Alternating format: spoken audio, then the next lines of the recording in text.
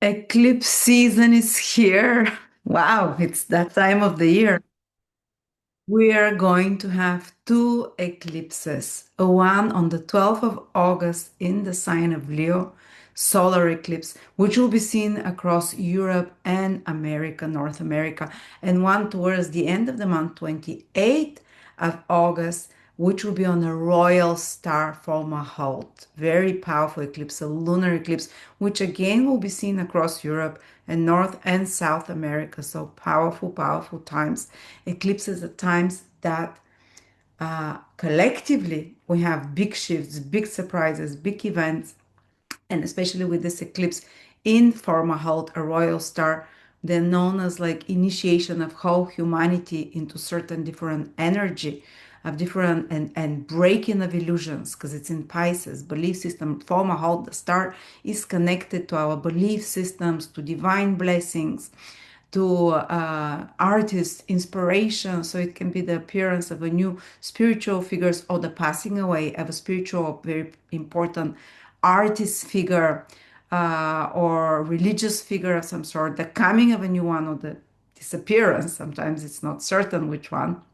On the personal level, those two eclipses will bring fated events, many times fated encounters, out of the blue developments that shift the direction of our life. Eclipse time is when your destiny, if it's been veering off the right path, gets tracked back to the path that your soul prefers. So it can feel like a crisis many times on a personal level, especially if we veered, if we had other plans for ourselves, but they were not part truly of our soul's desire. And eclipse comes and we get like shifted and we're like, what? But for others, if they're on the right path, it's moments of culmination, it's moments of, you know, things really aligning beautifully for them. And if person is moral, if person is, good person, usually those eclipses can be very rewarding, especially the second one, the lunar one, towards the end, because it's on a divine star, as I said, Fomalhaut, star that gives divine blessings and some wonderful things. If you've been moral, good person, rejoice. If not, they can be disillusions, they can be losses of some sort as well. And the first eclipse in Leo, collectively, we can see something big happening with the ruling class over the next 6 months. Leaders. It's a new moon eclipse, so someone's leaving, someone is new is coming. Because new moon is about new beginnings, but it's with the south node to release something. So there can be some crisis in leadership in elite circles, in people that like kings, let's say. And the lunar eclipse is more connected to artists, to spiritual figures, to spiritual realizations in our personal lives, and through some kind of divine intervention, because it's the star of Archangel Gabriel of Fomalhaut that the lunar eclipse is with. So, and that he's the messenger of the gods. So we can get some illumination, some sign from above, some answer to a long uh, stuck situation or problematic situation, especially the kind that the gooder a person is, the more aligned he is to the high vibrations, the more this eclipse, the second one, will suddenly resolve an issue in their life. While the first eclipse, again, going back to Leo, sorry, I'm jumping a bit back and forth. The first eclipse, which is about new beginnings, it will be very much connected even to love, because Leo rules the heart, the love, the people that we love the most. And it will be connected to something that our hearts truly desire. And this new moon eclipse, so something new will come to us connected to those topics. And let's cover the 12 signs, but just wanted to let you know that I have my new webinar, Venus Remedies. So if you have problems with your love life or with money, usually your Venus is hurt in some way because your self-worth is lower, or you don't see realistically relationships or something like that, or money, because Venus rules both those two really important things. And you don't need to know any astrology. This webinar is only $29 and it shows you through every position of Venus in every sign and aspect possible, the ones that really harm Venus. And I give practical remedies. Sometimes it's like about doing one specific thing, like having something, can I say, Venus moon mirror with flowers, or wearing something in your wallet when it comes to money that is connected to Venus and the planet afflicting it, and also psychological remedies. Because if we don't shift the deep reason, even if we do external remedies, maybe a little bit we shift the energy, but the deep is within, uh, deep realizations that we have to do and changes. So check it out. But now let's begin with August and the 12 signs.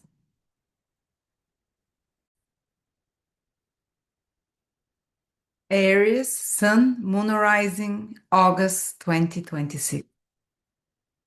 Aries, Sun, Moon Rising, big up. You can see that. The big news is the two eclipses that are happening in your fifth house and in your 12th house. But here, this is you, this is your 12th house, this is your fifth house. But before I talk about the eclipses, eclipses are caused by the nodes of the moon.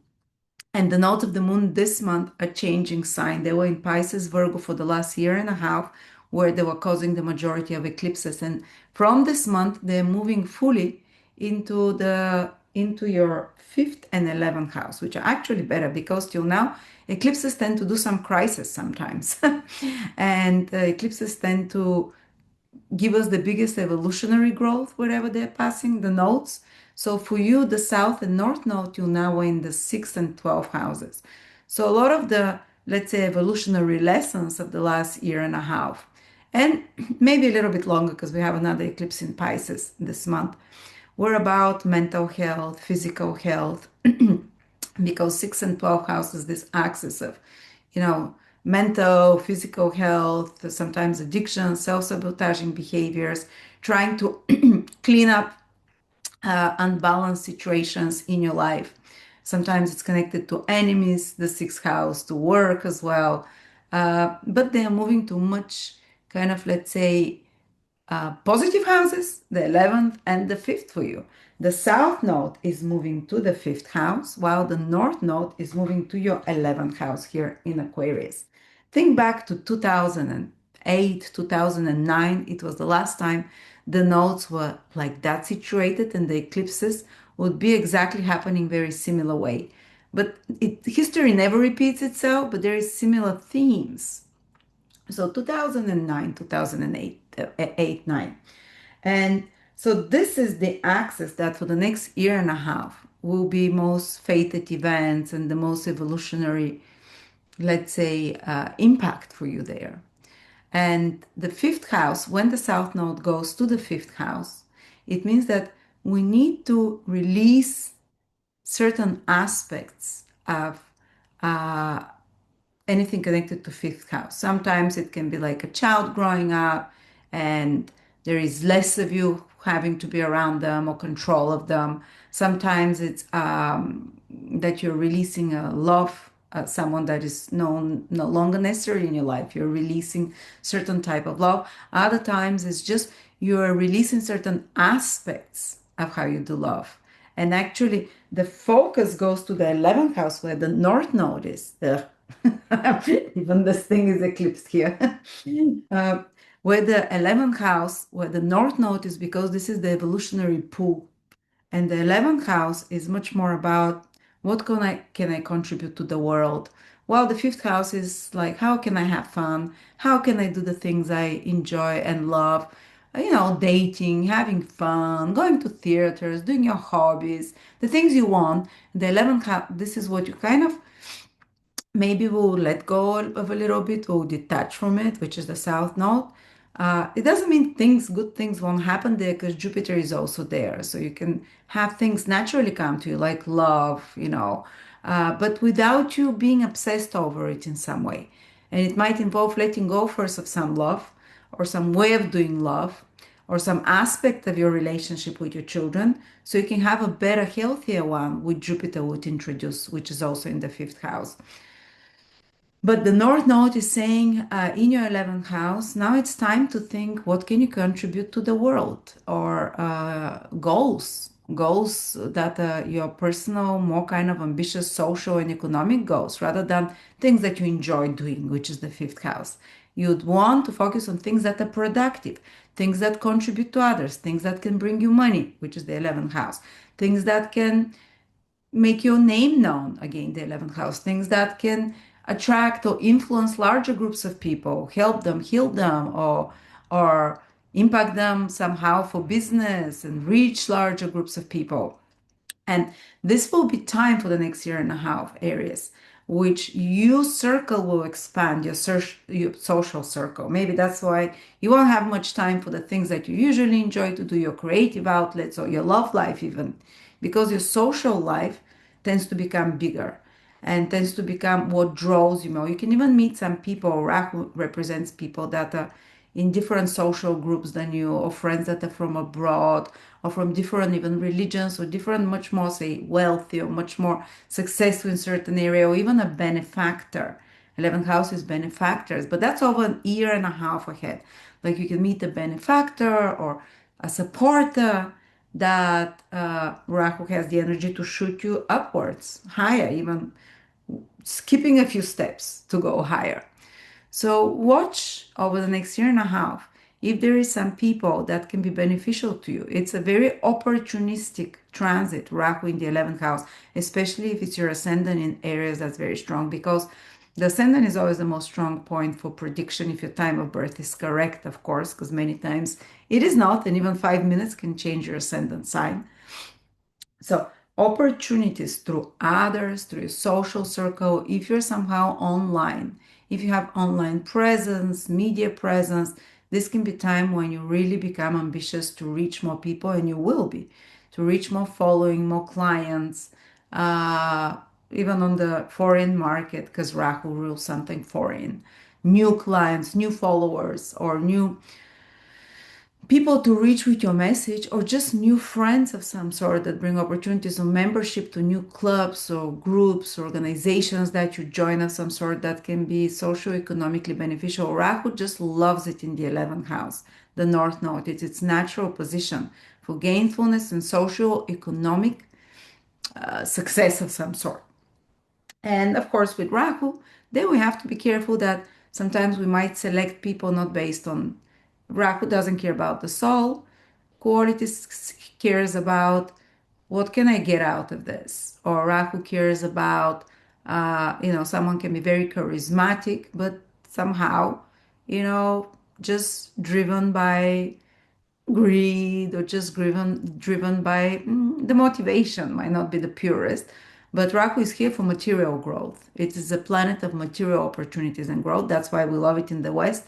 In the East, it was like a demon. Rahu causes eclipses, after all. It's the light because things on Earth draw us, tempt us, that can take us away from the righteousness. So be careful that friends don't, or people in your social environment, people that you want to emulate, people that maybe are more successful or whatever, but they might have something immoral, then they might try to pull you on a path of okay, doing something that is not totally right. This is the danger of the North Node in the 11th house. Just be aware of it. It's there for a year and a half. Well, the South Node in the 5th house, as I said, this can be sometimes releasing attachment to romantic stuff or some hobbies, or how you had fun. Especially you can release a way of having fun, and maybe you don't have time for it sometimes. So maybe you become disinterested. Maybe you used to party, drink, maybe you used to you're having fun a certain way, going to certain destinations, but you might lose interest in those gradually because something new appeared there. And now we come to the first eclipse on the 12th of August, which already triggers these themes of eclipse in your 12th house. 12th house, 5th house. Because it's a new moon eclipse, which means something new appears in your life, but it's with the South Node already. So you need to release something there. So you need to let go of some way of having fun or enjoying yourself, or a hobby that has outplayed its role for you.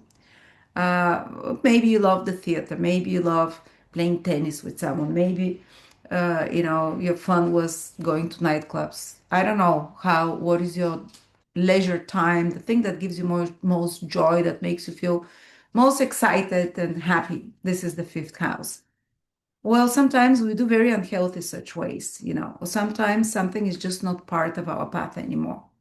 So you might release it over the next 6 months, even a year, because there'll be again eclipse in your fifth house. So you can release some way of something that you considered as of having fun.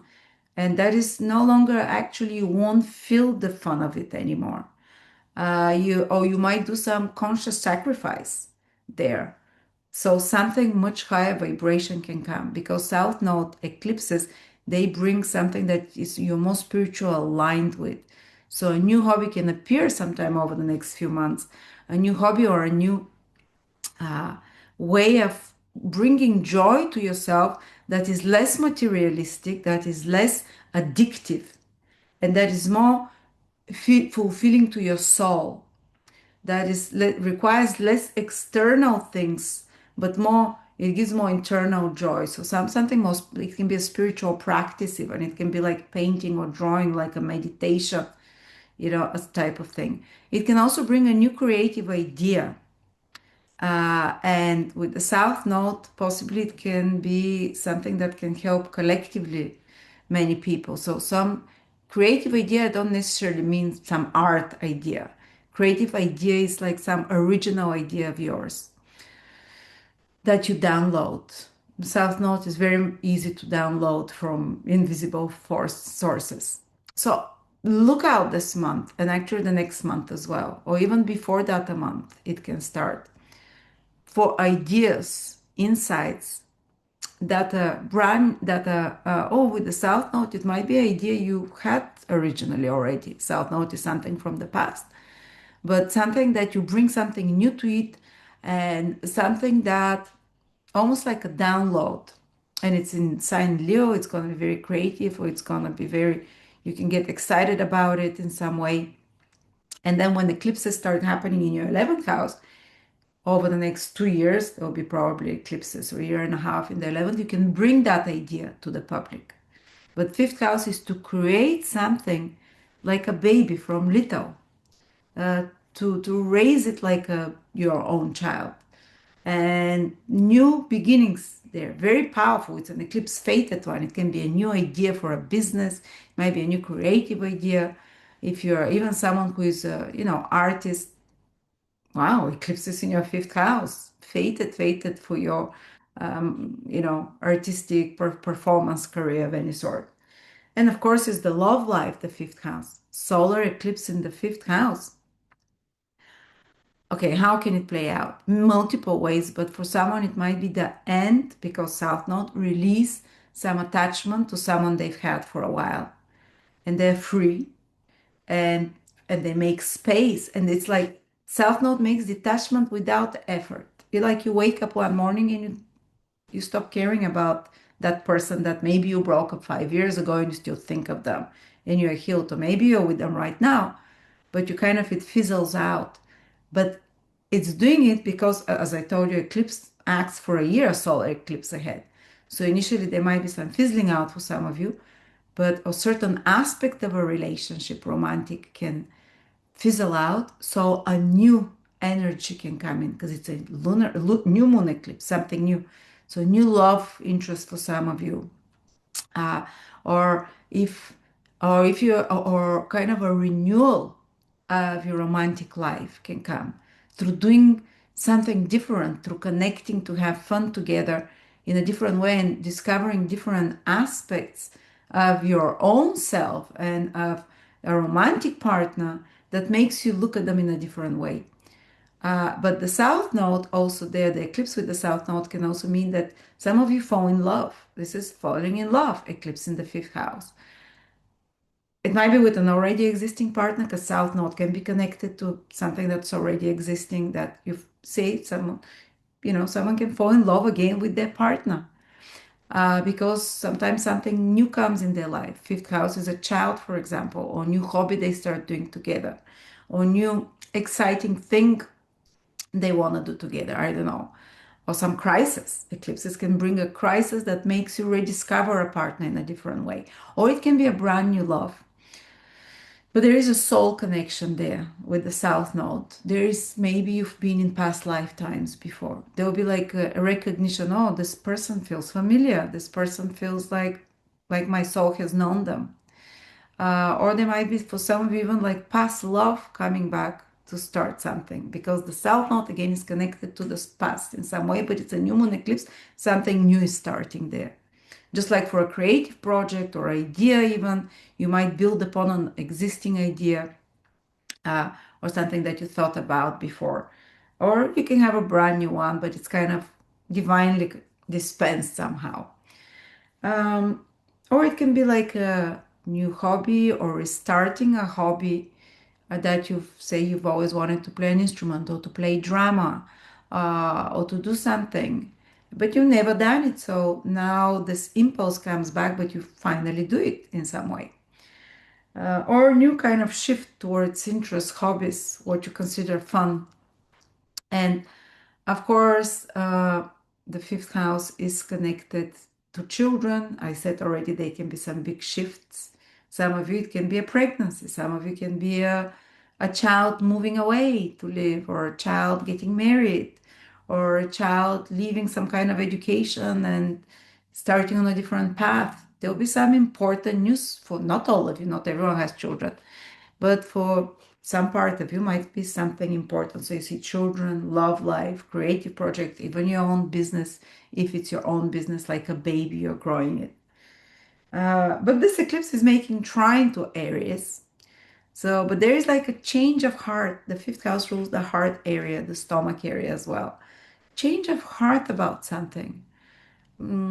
That and about and it's kind of like maturation, releasing some old version of yourself because it's one of the self houses, and embracing some higher, better version of yourself, hopefully. And then we have another eclipse on the 28th, and it's happening, I think it's for the last time in Pisces. But even though the North Node is already in your 11th house, and we talked about it, that for a year and a half, priorities will take like some commercial projects, business, social networking. Priority will take some more ambitious. The 11th house is quite ambitious. Getting into the right circles, getting into the right markets, social media presence, and so on, or working in groups. But still, we have a last eclipse in your 12th house. And this eclipse is with the spiritual star Fomalhaut. Fomalhaut, I don't know how to, it's a royal star. It's the star of Archangel Gabriel in your 12th house. Gabriel, this is a very artistic house. It's a house of kind of, again, fifth house and 12th are very artistic. 12th house, you download directly, and with the star of art and inspiration for some of you, again, here we come to the theme of inspiration, downloads, downloading information.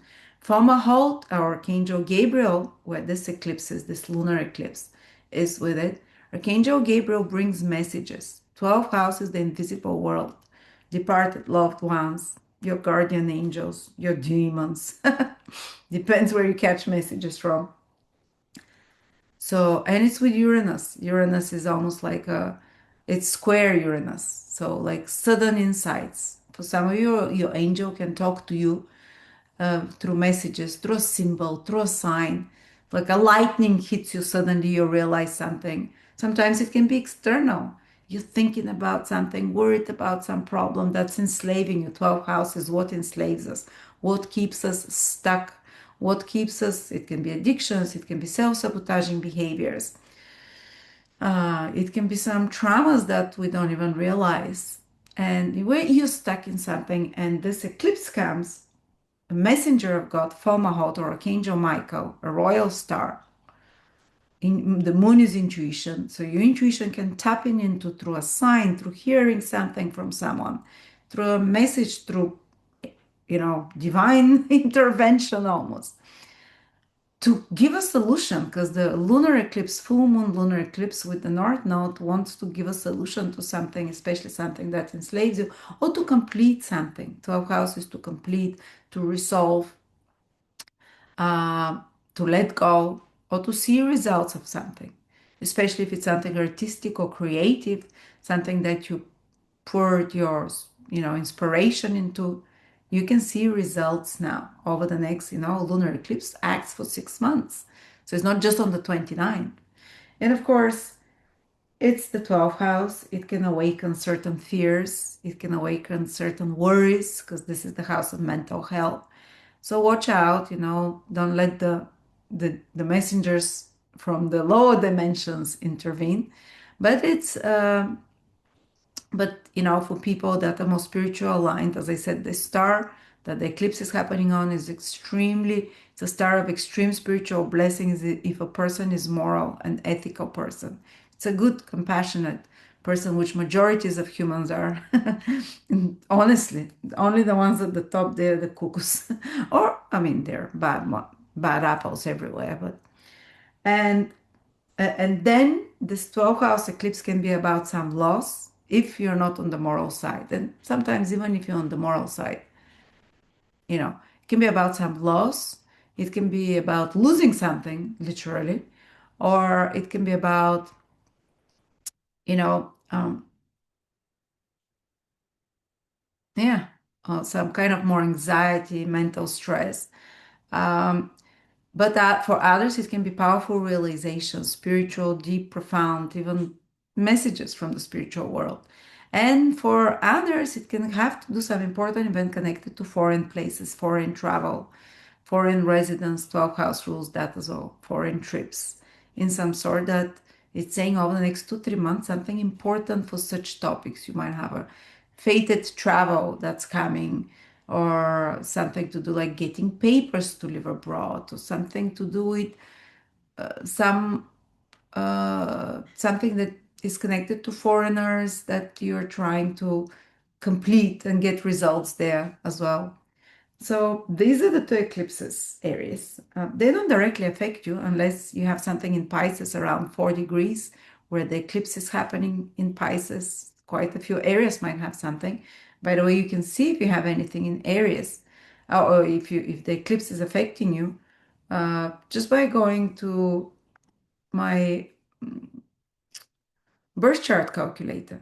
All you need is to have, here it is, uh, to enter your birth details, and it will show here my husband, for example, has an eclipse exactly on your Venus.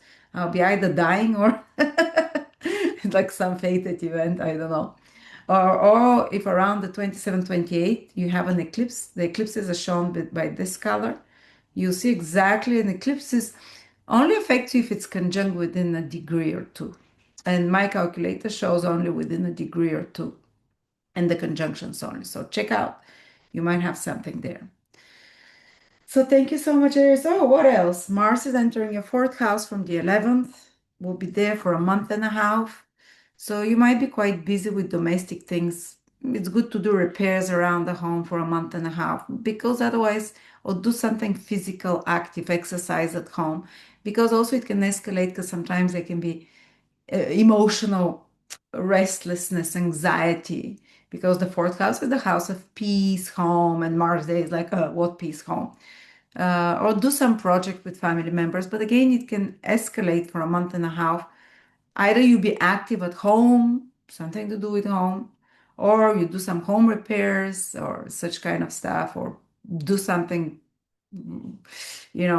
fix, buy stuff for the home. Or they can be again some kind of friction with family members, and especially be careful about your stomach area. You kind of this area, the breast, the stomach, they'll be more sensitive, more prone to inflammation and such kind of stuff for a month and a half. But otherwise, Venus will be in your seventh house from the 6th of August to the end of the month. Actually, it will come back again.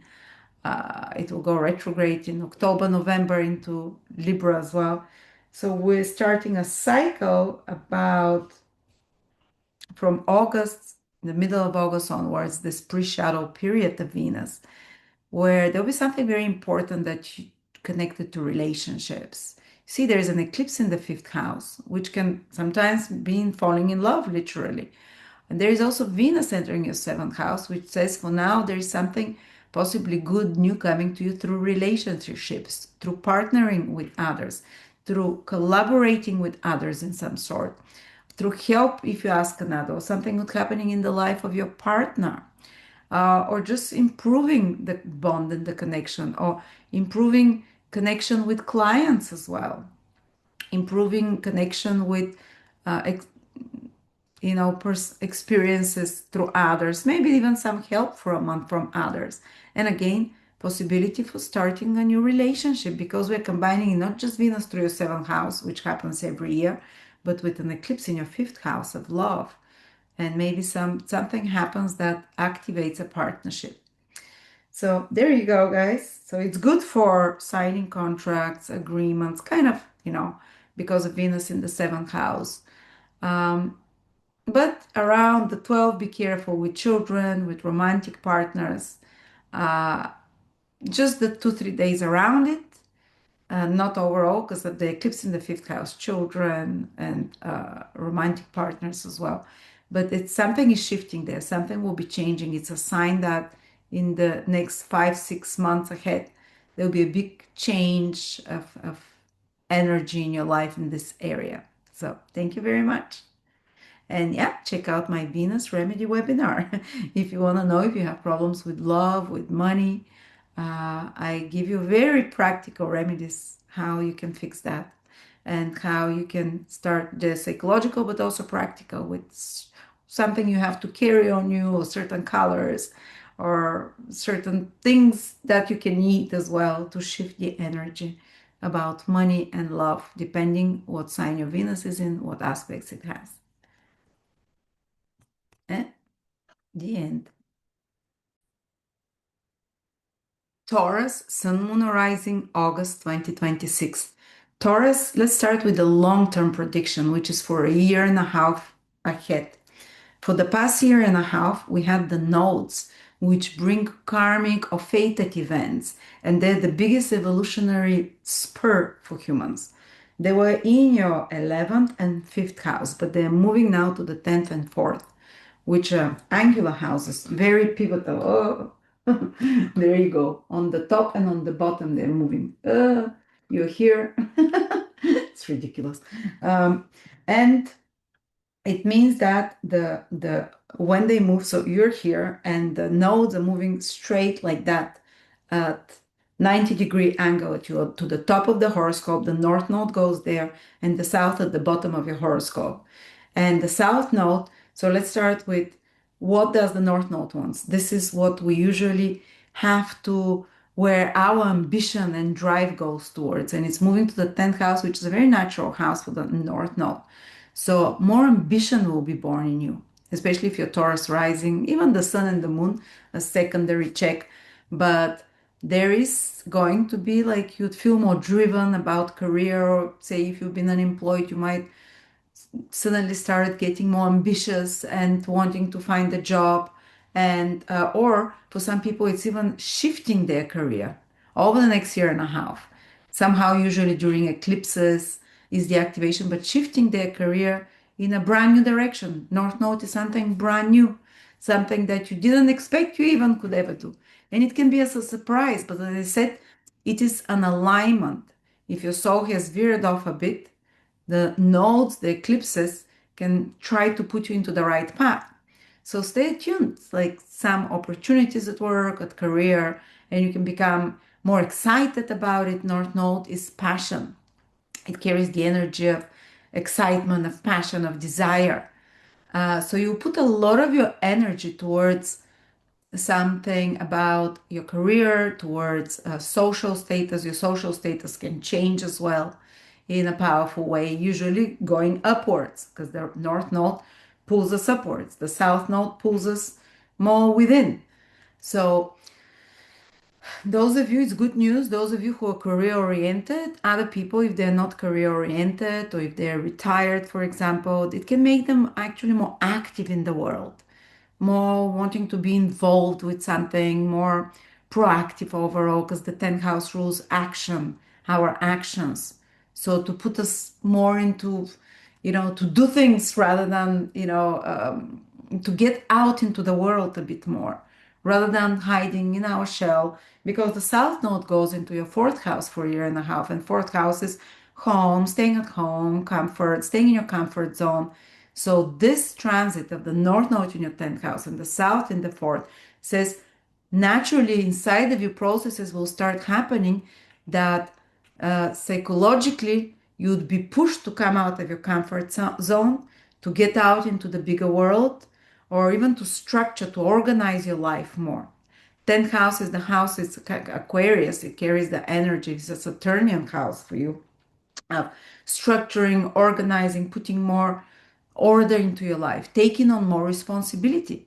North Node can even throw you into the deep before you're ready with some career or some responsibility that is above your pay grade, that is above what you think you're capable of. We should take the jump. I remember when North Node transited my 10th house from the ascendant, from working for myself, suddenly I started working with a team of 20 people. So suddenly I was a boss. I was never ready for a role of a boss. And I had to learn it, like swimming like that. And I was really way out of my depth, but you kind of fake it till you make it. This is the North Node Rahu. So sometimes they can be sudden promotions, it can be sudden responsibilities that are of a sort of that requires more authority, more executive decisions on your part, whether it's for career or for your personal life, maybe some taking on some leadership role. You might be thrown in some leadership role. You might be thrown to have some kind of undertakings and transactions with people in power or with people in institutions or dealings. You might have dealings a lot more with institutions, bureaucracy, people in power of some sort as well. While, as I said, for ambitious people can be very good, they can be sudden rise. Well, the South Node in the fourth house for a year and a half says you have less priority about your personal life, home, such kind of stuff, unless you have, say, ascendant or moon in the opposite sign in Scorpio, then both, because then the fourth house becomes from Scorpio, the 10th house. So, like I have sun in one sign and the moon, sorry, ascendant in one sign, the moon in the opposite. So, kind of feel both sides. But otherwise, for the majority of Taurus people, they'll feel like less interest in home, say you like cooking, staying at home, whatever, taking care of the family, because the world is pulling you towards outer achievements to get out of your comfort zone. Uh, Sometimes the South Node through the fourth house can mean letting go of a place of living, letting go of maybe not being so, detaching from a parent, detaching from a parental responsibility, because you're putting your efforts towards worldly things, towards rather than personal life things. And it can be like maybe selling a house, letting go of a place you lived in, or even having to move somewhere because of some career change, the North Node in the 10th house. But this is long-term prediction, a year and a half ahead. What is specific for this month? The first eclipse is happening on August the 12th. You can feel it a month before that and a year after that. The solar eclipses are intense things. Their duration is long. So even if on the 12th nothing happens, maybe within a month or two, or maybe even a month before, something connected to it's happening in your fourth house. So this lunar eclipse, solar eclipse, sorry, it's happening in your fourth house. Even my will is eclipse, guys. Here at the bottom of your horoscope, which is home, what we talked about. So those themes of releasing maybe something that you're comfortable with, letting go of something that is part of your comfort zone, releasing something comfortable. And it can happen through a crisis, or it can happen more organically. But it's going to, because it's a new moon eclipse, it's bringing something new as well over the next few months. So you might release one place of living, but have a new place of living. Or you might release, I don't know, some emotional attachment to something. But something new is entering your life. For example, fourth house also rules pets according to ancient astrology, not animals that you farm animals that, Those are like something that is like part of your family, a family member that you nurture and care like a parent. So they can be like, for some of you, like a pet, getting a pet over the next 4 or 5 months. But because it's with the South Node, initially they can be some, letting go of something emotionally, making space. For others, can be like a new member entering family, or how they feel about parenting, a big shift about their parenting responsibilities. And usually there is like releasing one aspect of it so they can welcome some new circumstances there in regards to parenting, in regards to a family member as well, a mother, a father. This is the axis of mother, father. So yeah, anything about the home, that is new moon eclipses, something new entering there. But because it's with the South Node, there is an energy of sacrificing something as well. Just know that, or energy of a bit of a giving up something when it comes to home, to family, to comforts that you're used to. And especially if you're around 20th degree Taurus, so from 15 to 25, the eclipse is, let's say, I would give it even less orb, but those middle 20 degrees of Taurus, this eclipse can be very strong for them, something with how they feel, something about shifting of the inner emotional world, shifting, a big shift and change in their personal private life is going to happen, possibly. And then the other eclipses, one of the last eclipse in the 11th house, even though the North Node has moved already to the 10th house. What am I showing you? The eclipse is still in the 11th, the lunar eclipse on the 28th. The last eclipse in Pisces, I think it is, if it's not my mistake. But it's quite intense because it's square Uranus, but it's full moon eclipse, which is about receiving something and receiving something that you've made efforts about. And in the 11th house is the house of rewards. So here we have, for some of you, maybe if it was a project you've been working on, you can start completing it over the next 3 months and see the results of it, whether they're financial or whether they're social recognition of some sort. For others, it's some big project if you've been working on, you might have some, kind of seeing the fullness of it, emphasis on it, the emphasis that, you know, it's not just a regular full moon, it's an eclipsed full moon. So it's like on steroids, it's much more powerful.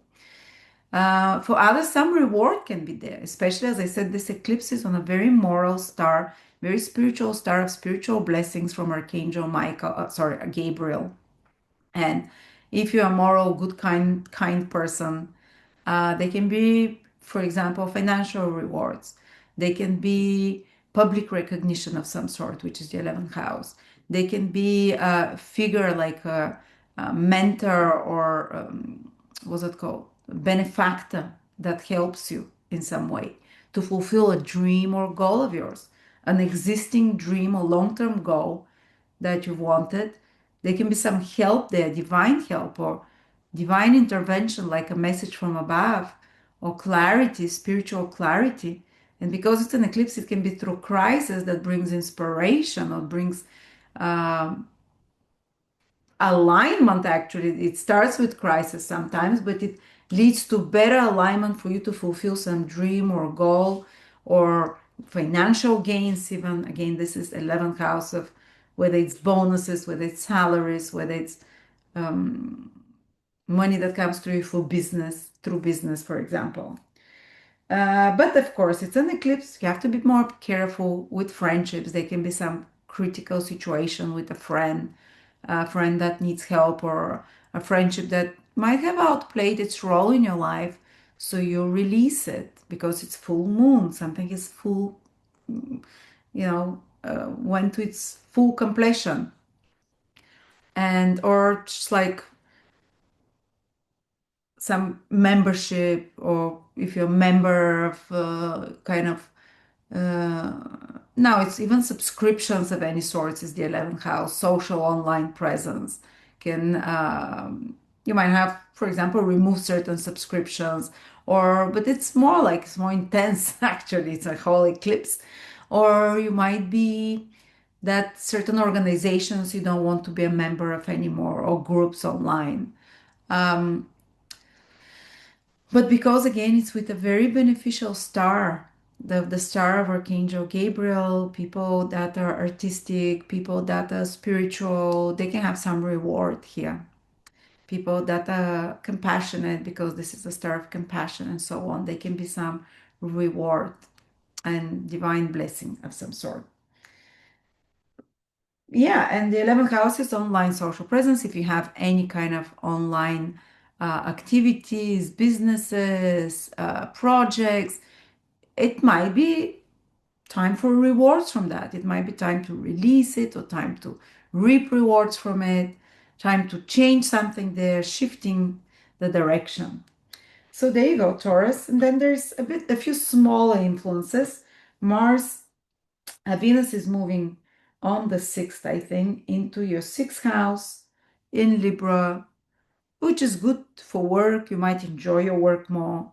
Rahu already in the 10th house, the North Node, is making you more ambitious, more excited about such things gradually over the next year and a half. Venus will be there the whole August. Then it will come back again, I think, in November to Libra. But you might be starting some work project that over the autumn you'd have to redo a little bit or change something, or some work initiative, or or some new health routine that and a new journey somehow with health, with routines, with exercise as well. That, or you just might be enjoying such things more. Uh, all right, and Mars is moving into a 3rd house from the 11th, so it will be there for the whole month. It's a temporary transit, but it will be increased flow of information, of communications. It will be more busy speaking, media work, communicating, written or spoken work of any sort, uh, and more involvement with siblings, with relatives, with short trips, busy. But because it's in Cancer, you'll be more sensitive in your communications. You can take things more personally, or even kind of attack when and when something upsets you, definitely say it. So yeah, you have to be a bit more cautious with your communication. So when driving or using machineries for a month, because 3rd house rules the hands, and anything to do with driving and transportation. And Mars there makes us a bit more hectic, a bit more stressed with such things. And but nothing, crazy. Mars is there once every 2 years. But if you want to get things, especially if you have anything to write, speak, to sort out documents, papers, Mars there helps you be much faster with such things and gives more courage as well. So there you go, Taurus. The biggest thing this month is probably the eclipse in the 4th house. Something shifting emotionally in you, with your personal life as well, but also that the nodes are moving, changing towards you're going out towards the world rather than, into your comfort zone. And by the way, my Venus Remedies webinar is out. If you don't have it, it's only $29. And if you have problems with money or love, you have some Venus affliction for certain, and I give the very practical ways to shift the energy, to shift the vibration in your life of Venus, depending on which planet it is with. You don't need to know astrology at all. I explain you how to see if you have Venus with any planet, or in any aspect. And I give you kind of psychological remedies, which are the deeper ones, and the most surface ones, which help with the shifting of the energy of financial and relationship blockages or difficulties. Thank you.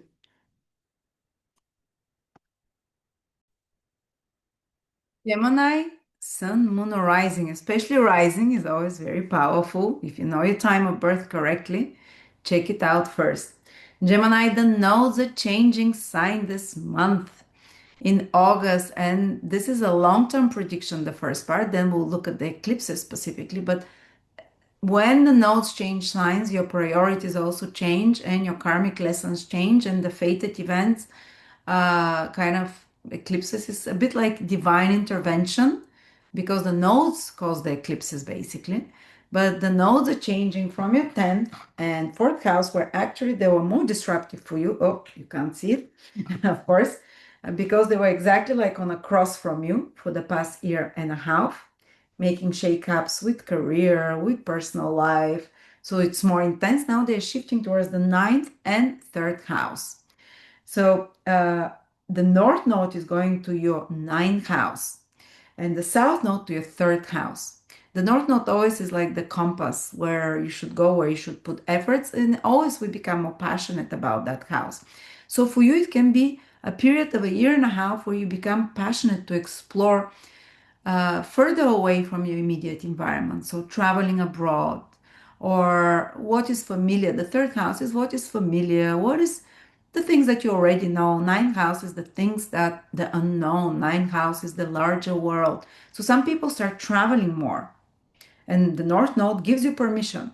North Node, Rahu is a very permissive planet, gives you permission to get acquire visas, to move abroad, to if you want to, if it's part of your destiny, of course, to travel more, to meet foreigners, to explore foreign belief systems, or to explore esoteric knowledge. Ninth house is knowledge, and you can become very, Rahu is very desirous of learning about spiritual traditions, maybe learning astrology, maybe learning about cosmology and philosophy, or also it can be going into education, becoming, because Rahu is ambitious. It doesn't only want to do it just for the kicks and enjoyments of it. It wants like with a purpose.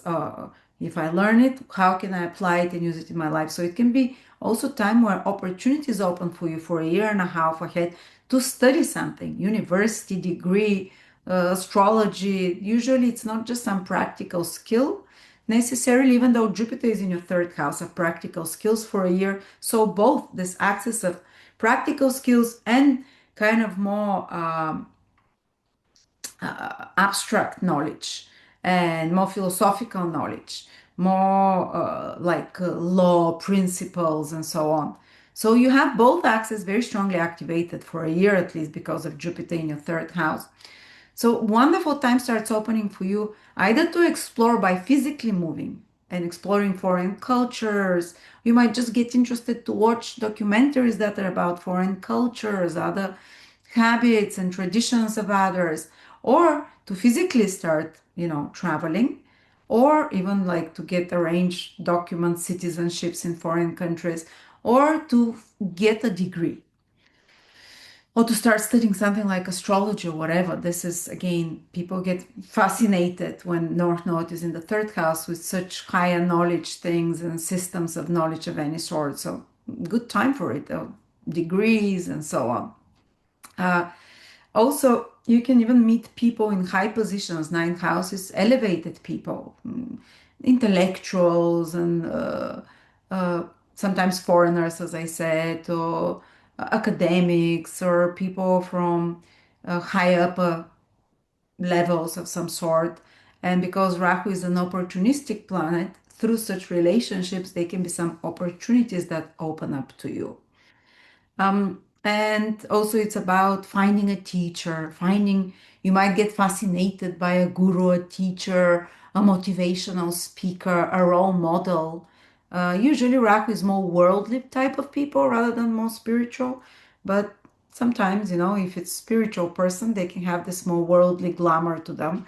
But you can get, or it can open for you the opportunity for you to teach others, for you to kind of, and Rahu pushes us, even when we're not ready, to fake it till we make it. So if you want to teach others something, if you want to spread knowledge of some sort, now can be the time to take the jump because Rahu is a bit reckless. It gives us this kind of adventurous spirit to try something new, especially if it's about teaching, about traveling, about trying something brand new as well for a year and a half. It gives more of an adventurous state of mind rather than what is familiar. While the South Node will be in your third house. Third house is the familiar environment. You'd probably lose interest in your everyday people that you hang out with. You might naturally dissociate from them. Some of them might fizzle out, some of them might move. Certain colleagues, friends, teammates, so you just don't find the spark in them. It's like, so you're interested in other people that don't know, people from different states, people from different cultures. people from different social backgrounds, uh, and so on, rather than the familiar. Plus, the third house and the ninth house have another energy to them. Ninth house is your own beliefs. Third house is the ideas of others. So, third house, South Node there says, what others say, don't let it stop you, because others might have ideas like, oh, this is what you should do, this is how you should be. Well, ninth house is your highest ideals in your own belief systems, and North Node there will allow you to dream bigger, first of all, and to kind of your intuitive internal compass is stronger, will be stronger, if you have some intuition about something, to trust it rather than to trust what the newspapers say or what the media says, to trust your own intuition or what others around you say. You might even lose interest in certain things that you normally do. Because the South Node through the third house for a year and a half, fantastic time for detox. South Node is the tail of the dragon. What we release. Third house, what is it? What scrolling, being on the phone. So it can naturally be that it frees you from. I remember when South Node was transiting my third house. Before it started, I was like addicted to a few apps. And when it started, so naturally, my interest fizzled towards those apps. So I stopped kind of being losing a few hours a day on this. And I was obsessed with watching the news and such stuff. And naturally, when the South Node fizzled there, I was kind of like bored with those things. And I'm like, okay. Or I've seen like a kid that used to play a lot on their phone and South Node through the third house. And the mom says, well, recently he's not been interested so much. He's been interested to know, he started getting interested knowing about space and cosmos and such more bigger topics. And also he started preparing for university and stuff like that. So those kind of things, this third house can be distractions in our everyday life. Is it watching TV? Is it scrolling? You can naturally kind of fizzle this out and substitute it with something more meaningful, which is the ninth house, something more purposeful that you give your attention to. Uh, but yeah, third house can be also like instead of traveling in near short distance, starting to travel, preferring long distance. But also sometimes it's siblings and relatives. You can release a relationship with some south because Jupiter is also there. It will happen easily over the next 1 year because Jupiter helps to release certain attachments with people in your immediate environment that are not so healthy for you. Maybe they leave, maybe they go away, maybe you move the neighborhood, and that's why you're freed from some people in your immediate environment. Well, certain colleagues leave, or kind of the relationship fizzles out. Um, so yeah, big interesting topics will big things rather than the smaller third house energies of curiosities. Another thing, Gemini, is that, and as I said, the North Node opens way path for you for faraway places and education. But let's look specifically at the eclipses. The first eclipse is happening in your third house in Leo on the 12th of August. Okay, and I can't show it to you, but it's the third sign from you. You're here. Here is Cancer. Here is Leo. As I said, total eclipse, guys. It's the South Node new moon eclipse. So there will be something new coming there, but letting go of something. So a lot of the things we talked about, maybe you let go of where you put your attention to third houses. Where is your mind at? What you think about, what you busy yourself with during the day. You might eliminate something. South Node is some sacrifice, releasing, letting go. It might be an app that you're constantly scrolling. It might be a relationship with someone that you might feel they waste your time or they move away or and it's not like it's like a friendship or person you hang out with or relatives or siblings or neighbors type of thing. Um, it's not some kind of a committed romantic relationship, but it makes space for new such people to appear over the next 6 months to a year because an eclipse doesn't work always immediately. Sometimes even works before that, but it's a trend. So there might be some crisis with brothers, sibling, relatives, neighbor, because it is an eclipse. But it's also telling you all the next six, it can start as a crisis, but it's telling you over the next 6 months or up to a year, there will be new people in your immediate environment that will appear. New people that are possibly more, there's carries kind of more spiritual energy because it's South Node energy, or ones that are from the past, that because South Node can be also something from the past lifetimes sometimes, that you have friends that are from past lifetimes, or that you have someone that you hang out with from the past, even your earlier past that you haven't been, that will enter your life again. But it's also about some new, emptying your mind of something and making space to fill your mind with other things, with a new project, with a new interest of some sort as well. With a new third house can be commercial, business projects as well, or some line of studies. Again, here we come to the same theme. Some line of study, of course, of webinar that you can either teach and train others, or you can start yourself. See the success of learning the third and the ninth. It can be also about a new car or a new vehicle or learning to drive this eclipse, or it can be about shifting something in the environment with your team if you have a team and people. Starting a new project, media projects, marketing project, something online as well, third house rules, anything, our skills that we use, information, communication. So there will be some new information can be coming to you that can be pivotal again. This is not just a normal new moon. This is a full moon. This is an eclipse, sorry. New moon eclipse. So if you start learning something or if someone new enters your life, again, we're not talking here so much romantically. We're talking a person, an associate, someone you meet online, someone you meet on the street, someone you meet at a class or whatever. Even though it might not feel like pivotal initially, these people can play a large role in your life later on for some reason, and they can have some importance, some fated. So the everyday people that you meet, they're not just random people now. There is something, even if they appear just for a few days in your life or a few minutes, they can be a message that comes to you through them. They can be some direction, or they can be some, even if they kind of upset you, let's say, for something, it's they're like messengers of something bigger for you, so pay attention to that. And also the things that you're reading, especially around the 12th of August, it's not going to be random. Things that you hear, maybe it happens on the 10th, 11th, 12th, 13th, 14th, 15th, or maybe the whole month.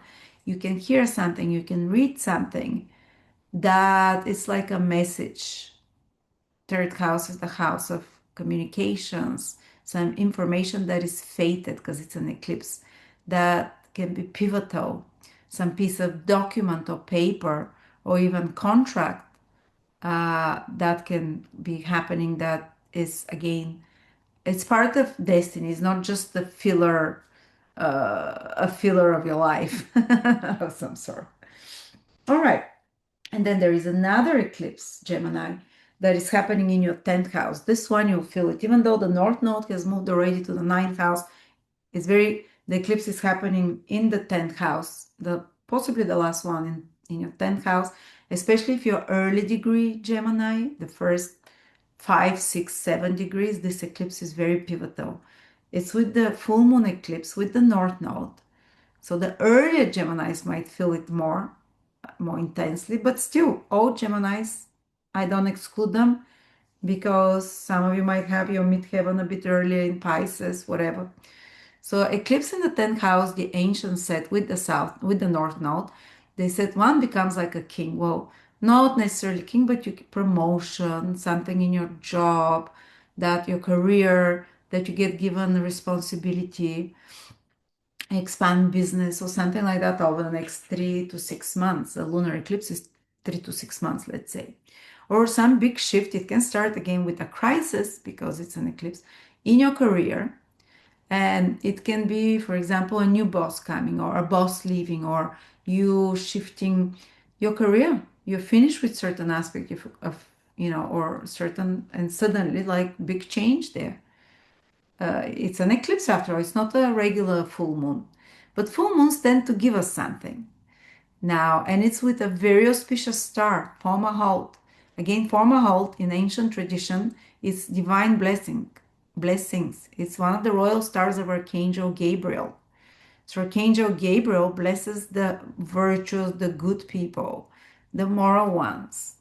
So you know who you are. Sometimes the ones that they think they're the most virtuous are not. But if you've been good people, there can be some big opportunity in your career coming, or reward of some project you've been working on that comes, or from some authority person or institution or government or someone in power, someone with more authority or social status that can help you for something. It might be a female person because the moon is involved, but so yeah, there can be something important coming to you from people in power and authority. And it is again fated, or something about your career that is more fated, that is aligning you to more fated line of career, more fated project. Or if you're in the wrong career, it can even like remove certain aspect of your career to align you to the right one. But it's because it's with the star of blessings, especially people that are in artistic careers, spiritual careers, because that's a very spiritual star for Mahalt, and another spiritual star there, Deneb something, something, the mother of the universe. So there is this very divine feminine protection when it comes to your worldly actions. So taking some executive actions, even if it's not to do with your career. For some of you, it might be a decision you take about how you about your actions in life and how you're running in life. Because the 10th house is the house of responsibility, duty, the house of how you structure your life, how you're a boss and a king of your own life. So there is some executive decision you might be taking for your life that shows you, which is like clarity coming to you. It's also square Uranus in Gemini. So it can be like a lightning, ta-da, for some of you Geminis. Like you wake up and you suddenly know what actions you need to take or what you need to remove from your life. So it can be like a sudden download for some of you. Because it's in the 10th house, somehow the sudden download will impact either your career, your worldly status, or some sudden development there, or your uh, goals and ambitions, or how you master your life, how you run your life, um, how you want others to see you as well, to remember you, your highest achievements in some sort. So this eclipse is for some of you, it might be completing or seeing the results of some project, career project that they have been working on. It can be as simple as that. But of course, if you've been up to no good, there might be some problem with authority figures, or there might be some problem with father figures, with institutions, with authorities. Hopefully not. And some important decision that shifts your status, you know. There you go. And then there's a few other smaller influences. Mars is moving into your second house, which is a relief from the 11th. So till the 11th, Mars is the last degrees of Gemini. They can be under pressure, feeling more triggered, but also more active, more ambitious, more driven, but also more prone to accidents. And from the 11th, Mars is already in your second house, will stay there the rest of August and a big part of September.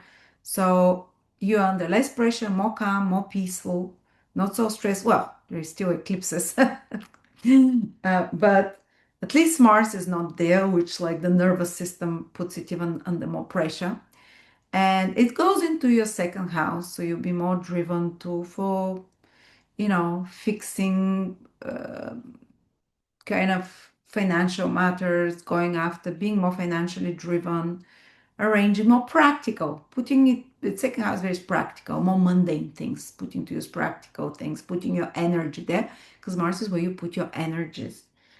And of course, but be careful for spending a bit more. Mars there, usually, especially in Cancer, tends to spend on emotional whim. Okay, you can spend for home things. That's okay, because it aligns with the meaning of Mars in Cancer. Or for your family as well. And you have Venus in your fifth house for from the 6th of August till the end, which is great for holidays, for going on parties, for having some enjoyments. It's not something huge, but go on a few dates, go on a theater or thing you love, like some kind of things that you really love to do, any kind of hobby, enjoyments, you'd have a bit more of this. So it's good time for holidays, as I said. For your romantic life, it tends to be good for the relationships with the children as well. And they tend to be source of more ease, more understanding. It's easier to enjoy yourself overall and to be more creative and have fun. So Venus is protecting you. She's sending a good trine aspect to you this month. So there you go, Gemini. All the planets are aligning in signs that are helpful for you. The nodes are sending trines and sextiles to you. Saturn is sending sextiles. Jupiter is sending sextiles. I don't know a sign that is more in a better position for the next 1 year than Gemini, because of course Uranus is in your sign, so brand new things will be happening, but so many planets are happening. The nodes are helping you shift your mind over the next year and a half to change towards to dream bigger, to have bigger for bigger things, to believe more is possible, to shift your belief systems, North Node in the 11th house, and your beliefs and to separate yourself from the third house, which is more mundane, which is more like what you're used to again, which is more what is familiar towards the unfamiliar, to dream big, uh yeah, so a lot of planets are making only good aspects for you, Gemini. So lucky to have some Gemini. And if you're interested to study something, put to use your south node and north node in the third, ninth Venus remedies. If you have problems with love or with money, or any blockages or things moving slowly there, or falling apart easy, or not being able to keep money or make money, there's different afflictions to Venus. You don't need to know astrology for that webinar. It's 4 or 5 hours, and I lead you through, which are the painful Venus positions. And if you have those aspects, and I'll show you how to see if you have them, how to calculate it. There's free softwares everywhere, and I give you specific remedies that are tested, and that instead of manifesting in painful way in love or through money, you start shifting the energy through those remedies. And they're not just practical; they're psychological and practical. So check it out. People really enjoyed it, and they're starting to apply them. And it's simple things you can do throughout the day to start shifting your energy for love and money. Depending where the issue is, I give you different remedies and what the aspect is, of course. So thank you so much.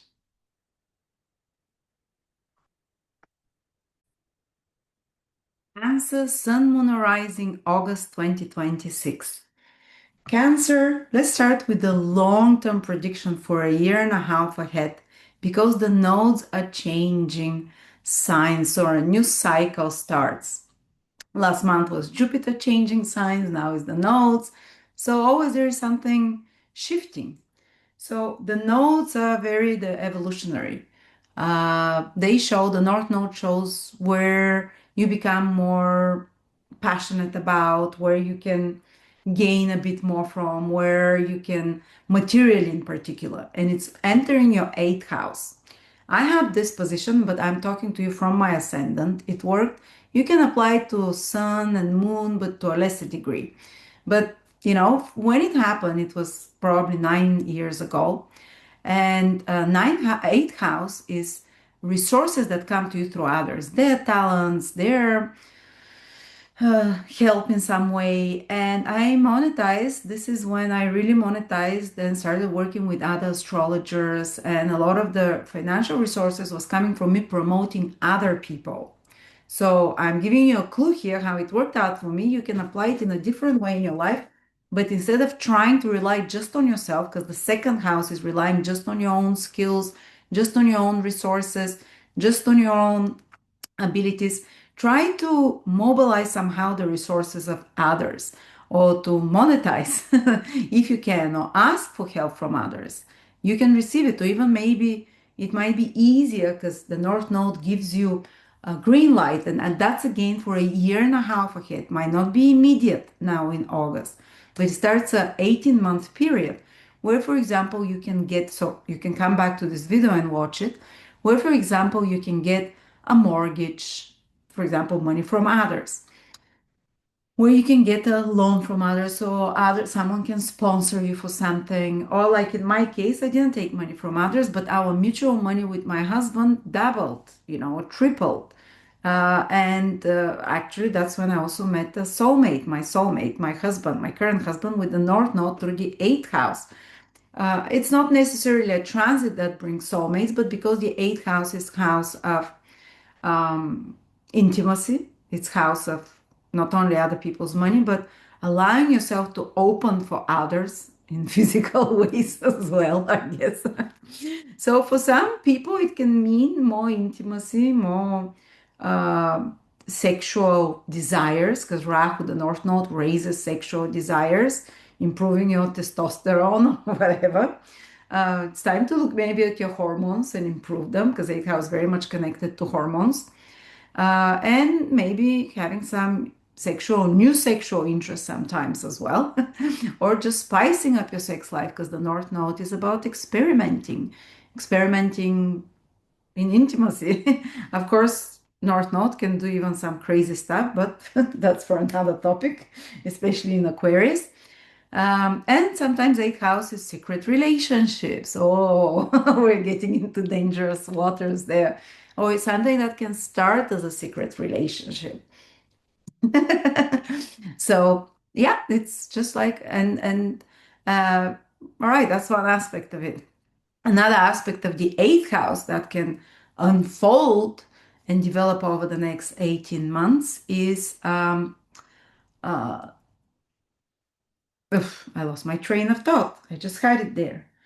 We spoke about benefiting in some way through taxes, through doing something, and North Node can be quite tricky, but now there's tricky ways by following the laws to for your taxes, for your mutual finances, or offshore accounts and stuff like that.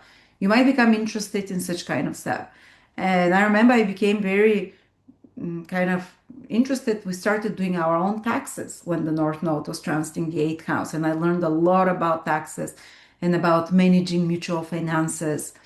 Or some of you that are in banking that work with other people's money, or that work with other people's like talent agents, with other people's resources. This can be very successful year and a half ahead when it comes to others' resources. Or it can play out that your partner in some way gives you money, or your partner or someone or your lover, I don't know, or that you benefit through inheritance. Sometimes eighth house is inheritance, again, money through others, and unexpected even sometimes, Rahu. Or it can be that some unexpected source can appear for you, where you can combine your money with other people's money, or your talents with other people's talents, which will become a source of material growth of some way. So pay attention to such topics. Or you can become very fascinated by the occult side. Eighth house has the secret occult side, more secrets, like a lot of people coming, confiding your secrets in you. So people that are in careers like psychology, astrology, where people share confidential information with them, or their financial advisors, they work with other people's money, or people that are like healers. We have to work with, healing energies, and psychologists, and healers of the soul again. They can be a big rise in and fascination with such topics, and even success, because Rahu can give successes, material successes, through such fields. Or if you're an accountant or insurance agent, or emergencies, someone that works in emergencies as well. Or you can just become fascinated into the darker side, into understanding the psychology of criminals, the psychology of betrayal, understanding. Hopefully, you don't go into such things yourself, because there is a dark side to the eighth house with Rahu there. It gives you permission to do things that are hidden but not necessarily moral, sometimes to break the rules, because the rules is usually the ninth house, the eighth is the dissolving of those rules. And so, yeah, for some people, they can be inclination to do something secretive or a bit obsessive or compulsive, to dive into darker things. So I'm warning you, there is this tiny danger there. And a good practice would be also to watch movies about life after death, or not movies, YouTube videos, near death experiences, because eighth house rules the near death, the life after death, those forbidden topics that people usually, and scary topics. So yeah, do maybe research on such topics, on psychology, life after death. Astrology is very eighth house theme as well. Deep dive into the psychology of things, research of some sort. A great time for research as well. While the second house, the south node will move to your second house. So it will require some sacrifice or letting go of something that you rely on yourself, certain source of income that relies on yourself, for example, or a certain, like when I had South Node in the second house, I let go of all my possessions that I acquired over 16 years in the UK because I relocated and I just gifted it away to friends. But I acquired new ones through my husband. So I acquired someone else's life and possessions and house because I moved with my new husband then. But I left everything that was mine back and I gave it away. So that can be over the next year and a half. It's like let go of stuff, stuff, possessions, valuables, make space because something can come to you through others. And with the South Node, and we're coming now to the eclipse, so there will be very strong activation of the second house. This already in August, on the 12th of August, there is an eclipse in your second house with the South Node. It's a new moon eclipse. You might have to, South Node, you might have to give up or let go or sacrifice of something that you own, that you possess, sometime a tooth, because it's second house rules your teeth as well. So you can make place for something new, a new tooth or like veneers or something, or you let go of one certain possessions or certain source of income that you considered, and it doesn't happen immediately on the 12th of August. This eclipse says maybe sometime over the next 6 months. A solar eclipse acts for 6 months, or even a little bit before that. So if there's some crisis like, oh my God, I'm losing something valuable or something I'm letting go of, don't worry because something new will come because it's a new moon eclipse. You let go of something so something new can come, new stream of income, new stream of, or new alternative stream of income, for example. Or maybe it's also about letting go of one way of eating, because second house is how we eat, what we put in our body. So you can create a brand new way of eating over the next few months. But there is an element of sacrifice something, so something better can come and something new can come in a way, because the new moon energies and you have Jupiter also there in the second house. So there will be sources of income, there will be sources of of stability that appear. But you need to do this kind of letting go. So for example, you can let go of sugar. Let's give you a remedy, simple remedy. Let go of sugar or something else that you know is not healthy. It might be alcohol for someone. For someone, it might be, for someone might say, like, I don't want to eat meat or whatever. Let go of something that's not healthy, or fats, those bad fats now that everyone talks about. You do some sacrifice and something will come to you, something new. Especially do it consciously so it's not taken from you without, without your desire externally. So give up something, and then something like a new source sort of income can come, new source of financial stability, for example. I'm giving you a suggestion how you can play this out, or give up some old clothes, or something that declutter a little bit, and new better ones will come to you later on. Okay, give up some one type of eating, so new better one comes as well. And there is another eclipse, Cancers, which is going to be towards the end of the month on the 29th. It's, yeah, no point of that. It's in Pisces in your ninth house. it's a good aspect to you. Doesn't necessarily mean there is some crisis there, but it's a full moon eclipse, and um, it is about, and it's a very spiritual house, the ninth house. And this eclipse is with the messenger of the gods, Archangel Gabriel rules the star Fomalhaut, one of the royal stars, where the eclipse is happening next to. So there is something about maybe receiving a divine message from your higher self, or from your some realization. It's square Uranus, so it can be very sudden realization, a download, or it can come to you from a dream even, because Uranus is in your 12th house of dreams, or and ninth house is how God sends you messages, how it communicates with you, your higher self. So there can be some sudden realization of something that frees you, that liberates you in some way. Or it can be about shifting some belief system, releasing it, and which actually allows you to have a more pure connection to the divine, more pure connection to the truth. Ninth house is the house of truth as well. They can be the illumination of some truth in your life as well. On a more mundane level, this eclipse in the ninth house is more to do with, for example, some travel. It's telling you something, or movement.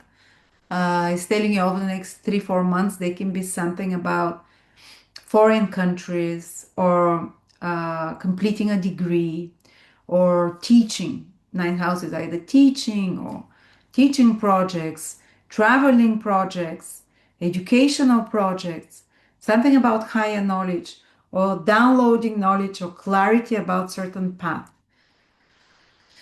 And they can be like a change in your plans for the future, because the ninth house is plans for the future. And if you veered off, not hearing your intuition, many times everyone does it, now they can be like the universe puts you back on the right trails, and you have to shift your plans for the future.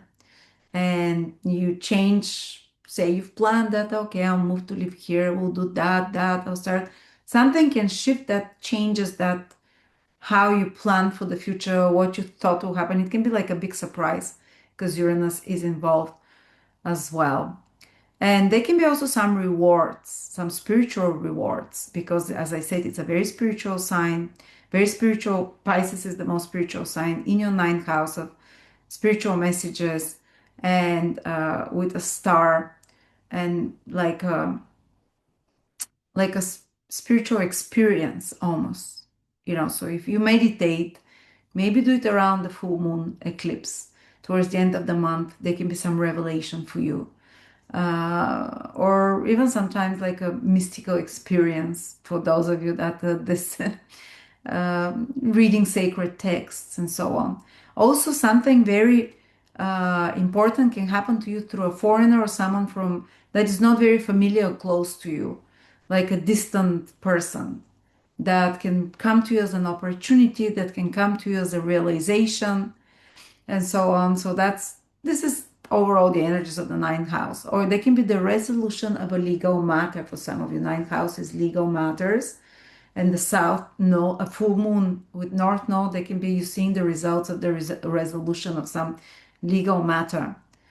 So yeah, it's either higher education, teaching, learning that is being enhanced here, traveling, foreign trips. Again, maybe not the best time to travel right on the eclipse. I've done it. I've traveled on eclipses. But if by any chance you're going the next 2, 3 months after the eclipse to a foreign country, or you're starting to study something, degree or course, know that it's fated. It's not by chance. I actually had recently an eclipse in my ninth house. Um, it was in my 12th house, sorry. Yeah, so that's another topic.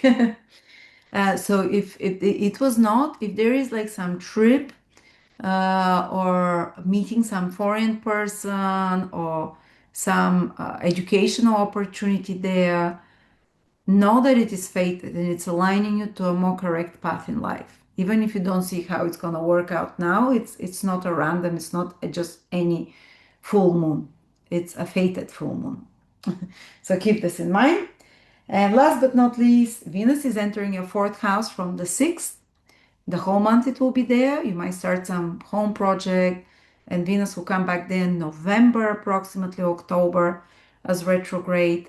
But yeah, it's opening here a window of a few months where you can do something, beautify your home, place of living, or starting some project with family, or something good coming to you from family, some support, some good news, something connecting with parenting as well, or finding a place to live. Well, and a bit more peace of mind. But Mars is entering your sign on the 11th of August and will stay there the whole August from the 11th onward and a big part of September. So Mars says, okay, now I'll mobilize you to be very active. It will be very, like when Mars is in your sign, you do a lot of stuff. You don't sit still. You're, and sometimes you're forced to do stuff. Mars helps you fix things, catch up on stuff, or start new things as well. Gives you courage, but also makes you more reactional, more, you can fly off easily. You can react more emotionally, angrily to others. But usually you're the instigator because it's in your sign. So you're the instigator of change because Mars wants change, Mars wants action. Use it to start a physical routine exercise from the 11th onwards. Use it to do something physical. Use it if you have some project where you have to put a lot of energy and concentrate your energy for a month and a half because Mars will be there for a month and a half to mobilize your energy. Uh, and of course, you can start some battles and fights with others, but Mars is not turning retrograde or anything like that. So it's not going to turn into a big thing that draws out. Like last year, Mars was retrograde in Cancer. Was it last year? Something like that. Oh my God, my husband started a fight with my dad then, and it drew out for 4 months. So now it's not like that. Even if you start fights, it's something temporary. Some crisis quickly can push you to change something to mobilize yourself. Your rising sun or moon, August 2026, Leo, the first eclipse in Leo starting. There was last eclipses in Leo 8 years ago, but this type of eclipses with the South Node, the last time that they ever happened in your life was 2008, 2009. Think back to that time, maybe there was even one in 2007. But this is huge because when the eclipse axis shifts into your sign, whether it's your sun, moon, or rising, this is a sign from above that some big, big, huge events will be happening. Last time there was eclipses in Leo, but they were with the North Node, and I'm Leo moon.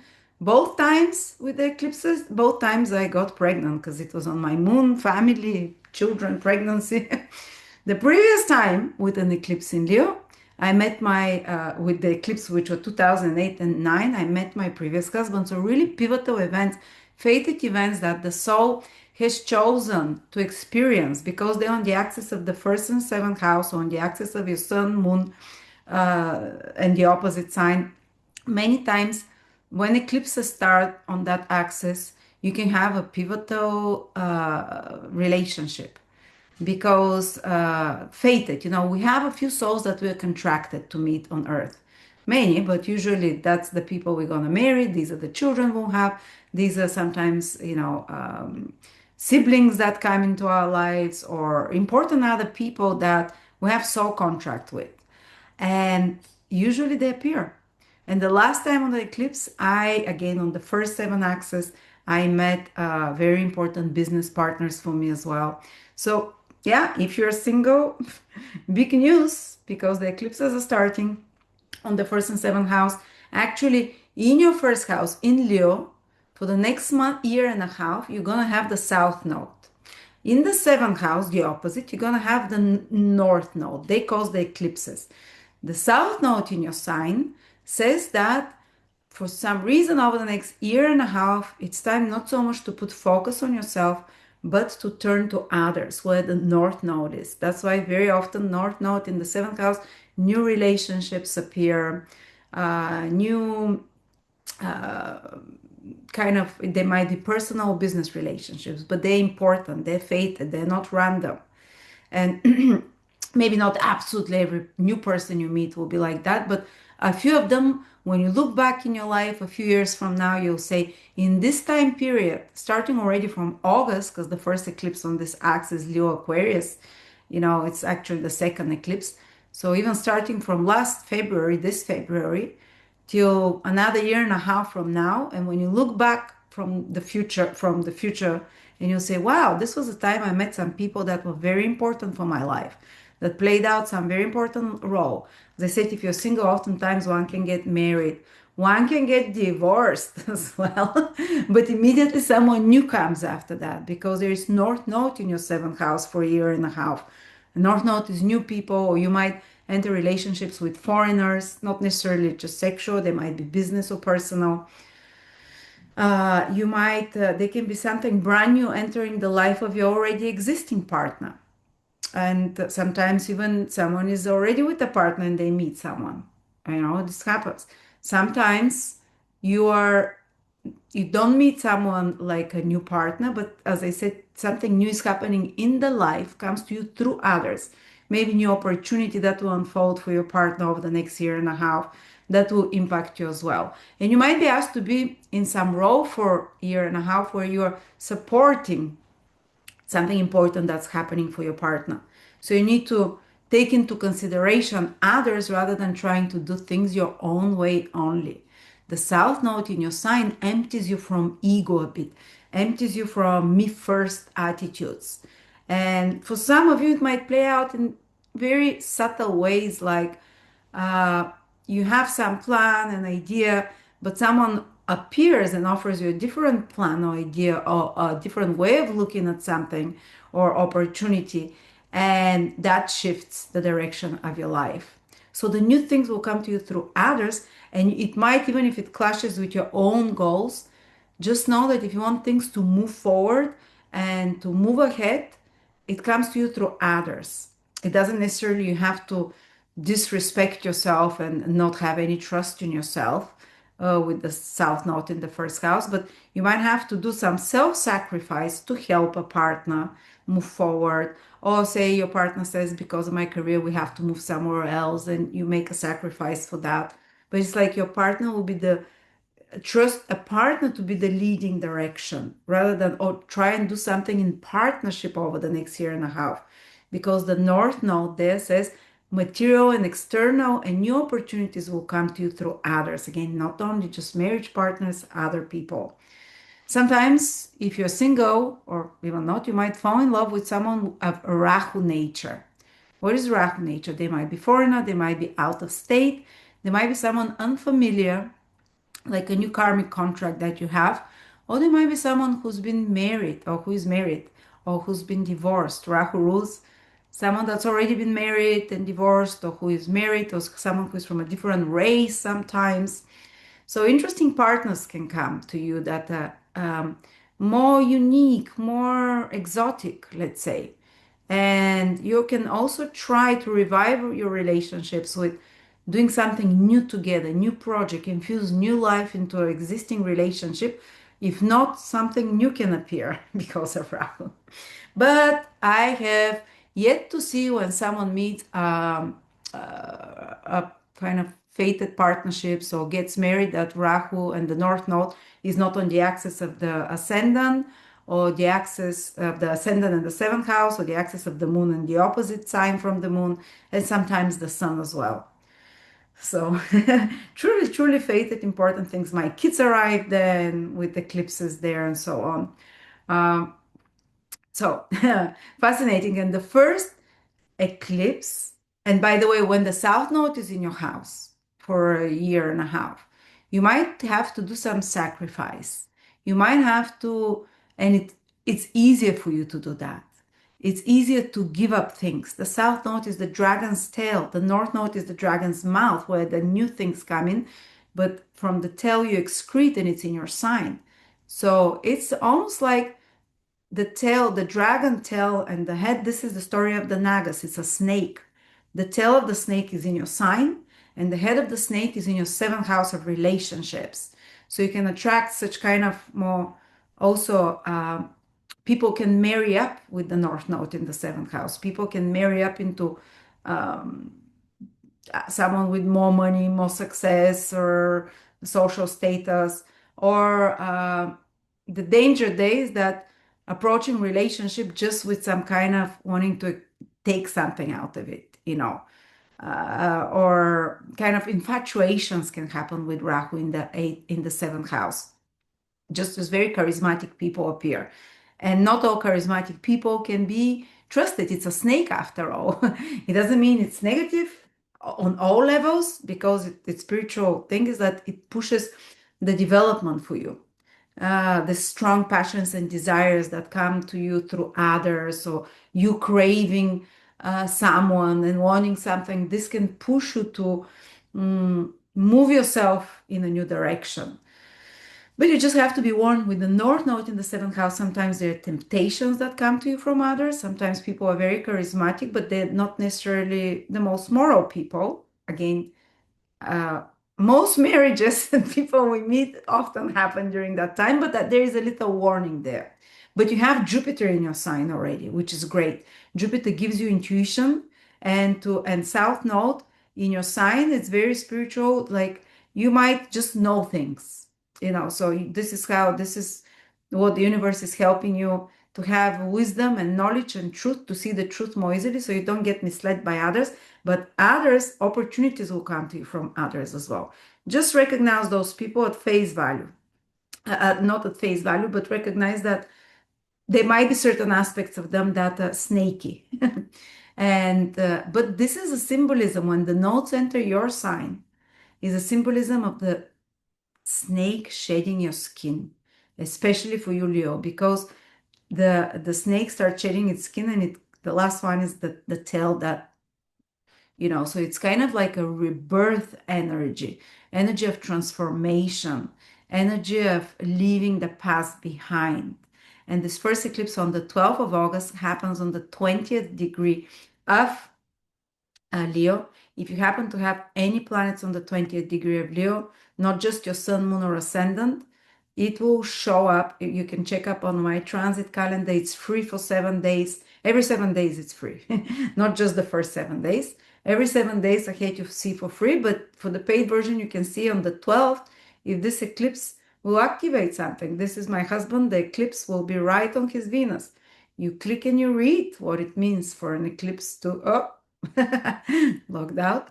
But there is like extensive text, professionally written. So you can check if the eclipse will activate anything at 20 degrees. You have the sun, moon, rising, Venus, Mercury, Mars, I don't know, ascendant. But anyone around that, say from 15 to 25 degrees, can be already a very, life-changing period, even the earlier degrees. But there'll be other eclipses in Leo next year, and in February, and then again in August, I think. So you might catch the later eclipses if this one is not exactly where your planets are. But again, it can be already fated events started to happen. They can happen up to a month before, and then up to 6 months after that.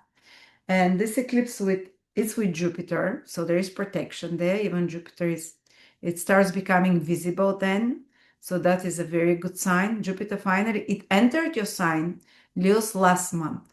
But the whole month it was invisible. So it can impact you with its external blessings. Maybe internally it started kind of, but I didn't feel Jupiter this transit now. I had it very strongly, my seventh house cusp, but I didn't feel it because it's invisible. It becomes visible in the middle of August, which is great because this is exactly when the eclipse is. So it's protecting our physical bodies. If you have sun, moon, or ascendant, their health is connected to those three. So it's rising when the eclipse is happening. So we have spiritual protection like a guardian angel, while an eclipse always means big shifts and changes. Like you might change your mind about the future, what you want from your life. A certain persona or role that you play might leave your life and a new one can enter. Because it's a new moon eclipse, it means something new will come, but it's with the south node. You let go of something, so you let something new in. So a certain role, certain self-identity, certain part of your body. That sounds scary. I'm kidding. Certain self-image, certain lifestyle might have to be let go of. If it's your ascendant, certain direction, but a new one will appear. Something that redefines you, something that aligns you more correctly to your true path in life, to the one that your soul wants to follow. So yes, it can start with some crisis. Yes, it can start with some surprise. But remember, Jupiter is there, divine protection, wisdom, how to react. Even if you're unsettled about the new things that are coming, the uncertainty over the next 6 months, it will start, clarifying to you. And this new direction can be, it's always something, eventually everything works out for the good. Just be more careful with your health around that time. I'm 24 degrees the moon, so very close to the eclipse. But last time I had it was pregnancies. Now I don't know what is, because the moon is more connected to family, home. If you have your moon in Leo, something big shifting there, something big changing with the mother, with your parenting role, with your home, environment, personal life. With the sun is possibly more connected to career, to the important men in your life, fathers, husbands, bosses, or children sometimes. If it's your ascendant, overall direction of your life and path, new beginnings. And that aligned, that fated, as I said. So that's one eclipse. And then we have another eclipse. It's in Pisces. And that for you is in your 8th house. Lunar eclipse in the 8th house towards the 28th, 29th of August.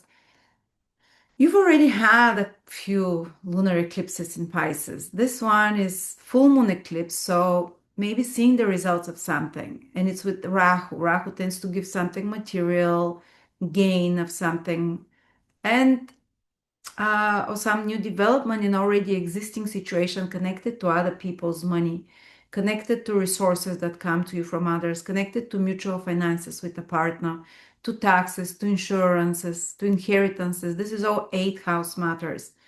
So sometimes it's an inheritance that, okay, how does inheritance come? I don't know. Sometimes it's some secret that comes to the surface, and that's not a normal full moon. This is an eclipsed full moon. So some secret that really shifts your life, that really changes something, at least internally. It can be externally as well. And this is the house of sudden surprises. And this eclipse is square Uranus. And where is Uranus? In the 11th house for you, square in the 8th house. They can be completing something connected to borrowing, to lending money. It can be, or say, if you've been trying to get a mortgage, this eclipse can activate that you get a mortgage. Or if someone owes you money, it can activate it that the money gets returned. These are the positive manifestation because it's with a very good star, with the star Formahalt, which is one of the royal stars, and it's connected to Archangel Gabriel. So it also gives spiritual gifts, and the 8th house is connected to spiritual things like healings of trauma. 8th house is where we keep also the traumas that were hurt. Is it sexual trauma? Is it childhood trauma? Is it something? Everyone has traumas. And the moon is in Pisces, very healing, with the most healing star Fomalhaut, and the star Deneb, which is the mother of the universe. So there is an Archangel Gabriel, which is also female energy. There is some, and the moon is female energy. So there is like healing, softer, the female energy, softer healing of some trauma, of some pain, that something you've forgotten might be illuminated, or some secret that you, or deep realization about your psychological construct, or your fears, or your obsessions, or what keeps you chained in some situation, and you can release it. So that's the energy I'm feeling the most about this eclipse, is healing energy, even like spontaneous healing to a situation that put you in some kind of bondage or darkness or fears. So you can also ask Archangel Gabriel or a female divinity or Mother Mary, or for some resolution, because eclipses can be those periods within a month that something can really shift there. Also, the shifting of painful feelings, as I said, feelings of trauma, and they can be like a healing crisis where you feel like you're getting worse because all those suppressed feelings are coming to the surface, and then you start improving. This is very eighth house eclipse energy. Of course, you have to be a bit careful around the eclipse. It's in the eighth house of accidents and stuff like that. I'm not saying all Leos will have accidents and encounter with death and such stuff, but it's just those 2 3 days, if possible. Full moon eclipse, say prayers, be more grounded, be more wise. And again, as I said, it can be other people's resources. Oh, it's pregnancies as well, eighth house, spontaneous, sudden, or uh, something connected with birth and death. This is the gates of birth and death and rebirth. Again, we see this theme. Eighth house is the theme of, again, the Scorpion, and eighth house is the theme of transformation, while the eclipses are also, and all eclipses are transformation, and especially you have the nodes already in the first and seventh house. So this is very transformational for Leos. Maybe some release of a healing, spontaneous release, some realization that shocks you, surprises you, and that also shifts the direction of your life. Because again, the eclipse is happening in your first house, and you personally, something happens in your subconscious. Eighth house is connected to subconscious shift there of the traumas that brings a new beginning in your life. The eclipse in the first house. And very quickly, you're going to have Venus moving to your third house on the 6th of August. Will stay there for a while. Maybe some project you can start. And then it will come back in October, November as retrograde. Maybe some, again, it enhances this topic of meeting new people or things coming to you because it's another social house like the North Node is in. Communicating, building bridges with others. It's again a theme here, building bridges with others, starting work in a team, collaborating with others will be easier, working in a team, it will go smoothly. And then in October, November, when it goes retrograde, you'll have to rework something there, or starting some written, spoken project, or having joy and pleasure from reading, from doing anything with your hands, third house, from communications. Some good news as well. Connecting to siblings, relatives, friends is positive after the 6th of August. Yeah, there you go. Mars goes in your 12th house. Just be careful if you're traveling to faraway foreign countries from the 11th of August for a month and a half, because Mars is, travel maker a bit. 12th house is faraway places. Yeah, just I'm not saying don't travel. If you have to, you have to. You'll be just active in a foreign country. Otherwise, your dream life can be very active, and you can dream about. And this Mars is helping the eclipse, by the way, the later eclipse at the end of August, to release through your dream life, psychologically, pent up emotional things. So your dreams can be angry or very vivid, or Mars in the 12th house, sometimes it's harder to sleep. Just telling you, if you know, so you don't freak out. And from September sometime, Mars leaves the 12th house and your subconscious will come down. But yeah, probably the hugest month for Leos. This is, yeah. So thank you. And by the way, if you have problems with money and relationships, you have Venus hurt somehow. It might be the sign it is in, it might be the aspect it gets. You don't need to know astrology, but I show you how to see exactly the aspects of Venus. So in my Venus remedy webinar, if you want to check it out, it's only $29, 5 hours, and I give you remedies for each difficult position to shift your energy. Because when our energy is stuck, sometimes a small thing like using specific foods can unblock that energy. Foods connected to Venus and the planet affecting it and so on. Sometimes using specific colors, sometimes using specific objects start shifting the energy. And then I give you the deep remedies, which are psychological, how your problem is, then that's the big force that shifts fully. But yeah, being born with difficulties, and having difficulties in many relationships doesn't have to stay forever if you start healing that Venus. So check it out if you're interested to learn with me and start on this transformation.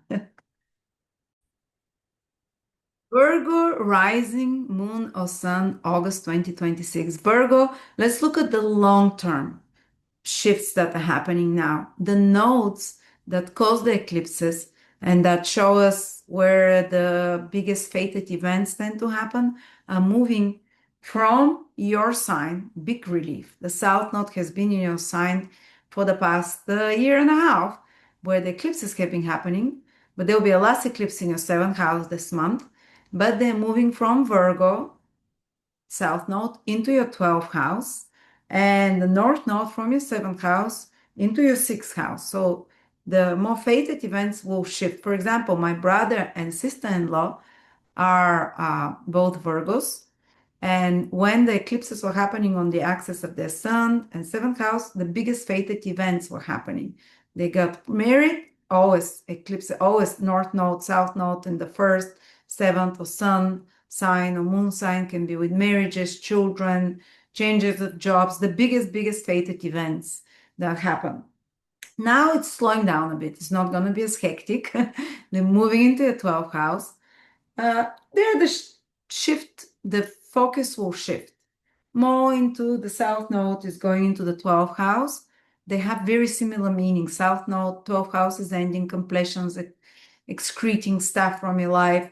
And so is the North Node, letting go of stuff. It's the tail of the dragon. So it will be easier.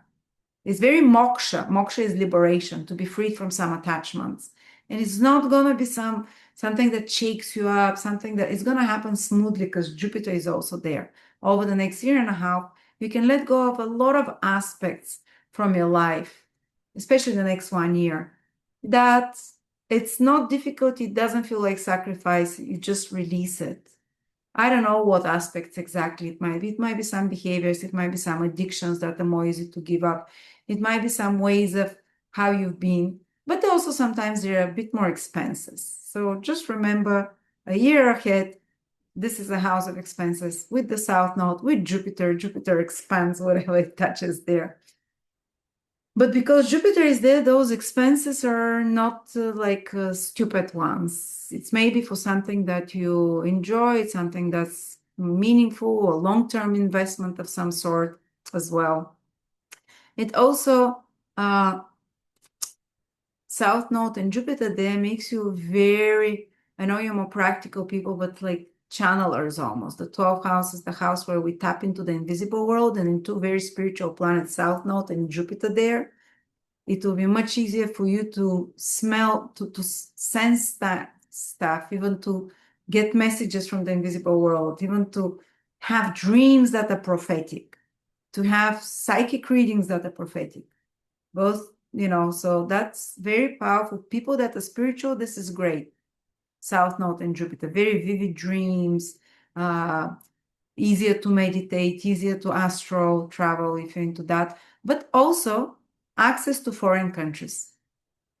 With the South Node gives access without, it doesn't block such things to foreign countries somehow if there is any interest there, and spiritual experiences. Well, the North Node will move into your sixth house, and the sixth house carries the energy of Virgo. Virgo is the sixth sign.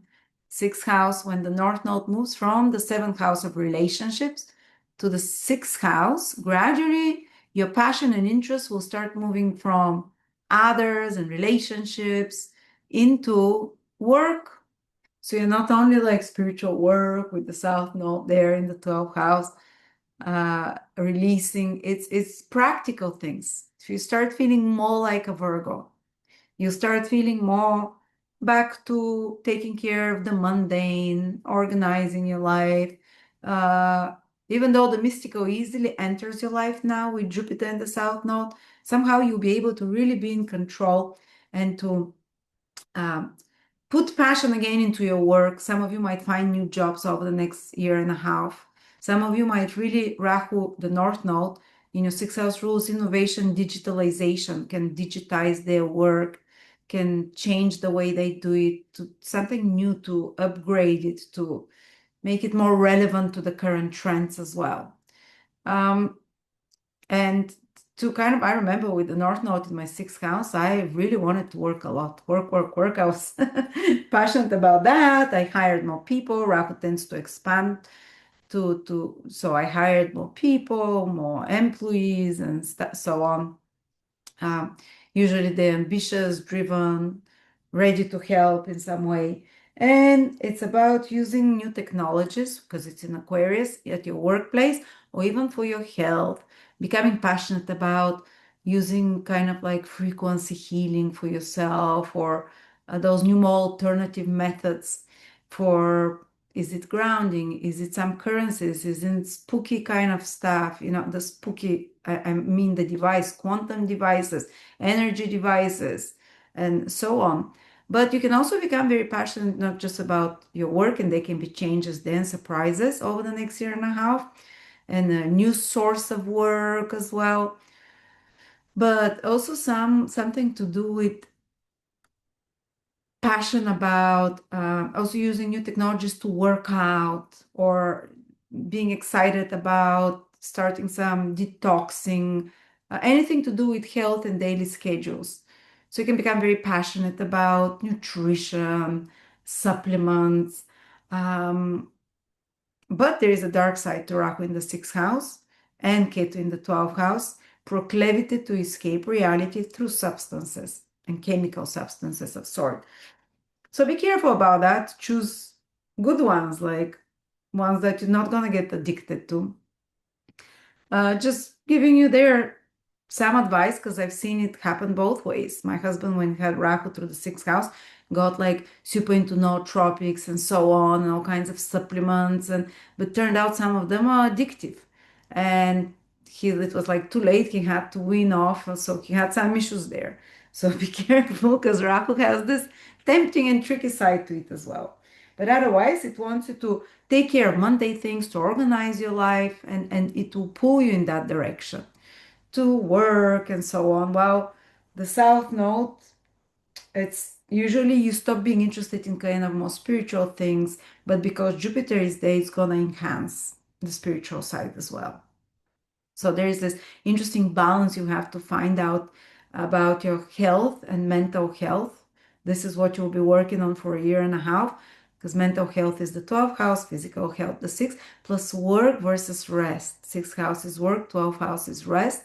You have good, strong influences in both places, but there will be push and pull till you figure out the balance there. But we're coming to the first eclipse now in Leo. You haven't had eclipses in Leo, this type of eclipse, since 2008, 2009 approximately. But it's happening on the 12th of August. It doesn't necessarily affect you directly unless you have planets in Leo. And you can find out if you have any planets or if it will directly affect you by going to my transit calendar. And oh, just a second. Yeah, I've logged out by mistake, but it shows you there exactly on the 12th of August if the eclipse affects you, and you click on it and you read the whole what planet is being affected, how it's gonna change. You just need to know your time of birth, place of birth. It's called my transit calendar. If you're interested to know if you have any planets around 20 degrees Leo, the transit calendar, personal transit calendar will show you. It's free for each next 7 days. If you want to check for the 12th of August and it's still not close to that time, you can get like a month ahead for $6. You unlock the transit for the whole month. Anyway, but if you happen to have any planets in Leo, it can be huge, around 20 degrees. If not, if anything, this is an eclipse that it's about new beginnings, but in the 12th house. So it's kind of like how 12 houses endings, 12 houses completions, endings. So it's more on the spiritual level, new beginnings, some deep realizations, some downloads if you're creative person or no downloading something. Another thing is powerful intuition, or like a reading, that a psychic reading with a psychic, or a dream that changes your life, or a dream that is fated, it's meaningful, or a departed loved one connecting with you. You see, it's more on the subconscious level, on the level of the mysteries, on the level of the dream sleep. Also, you can start like a new way, like a sleep training of some sort, because it's new beginnings, and 12th house rules sleep and rest. So maybe some kind of trying to improve your sleep, or trying to some sleep hygiene methods where you have to let go of, say, using your phone for the last 2 hours of night. So you give up something. The South Node is there to gain something new. So that's, yeah, that can be great time for sleep training, or it can be great time to start some new research or deep studies. Because the 12th house that is about deep studies. Is it astrology? Is it something else? But you're researching, you're spending time alone in isolation, and you're diving deep somewhere. And 12th house rules deep understanding of something. This eclipse can be good for that, to start something. And again, the eclipse acts for 6 months after that. It can also be a good thing to start if you want to relocate in a foreign country. Some of you might be like, well, we want to or move to a foreign country or visit foreign country. This eclipse can enhance that, or have business with a foreign country. I, as a Leo moon, had my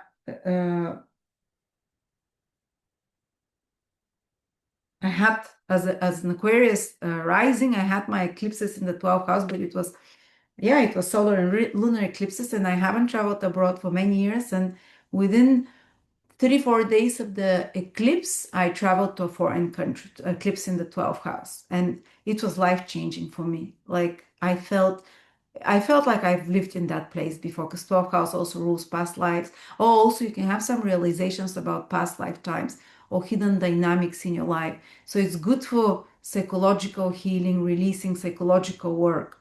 And healing 12th house energies is about healing something connected to the past, to past lifetimes, realizing some pattern, and also connecting to foreign countries.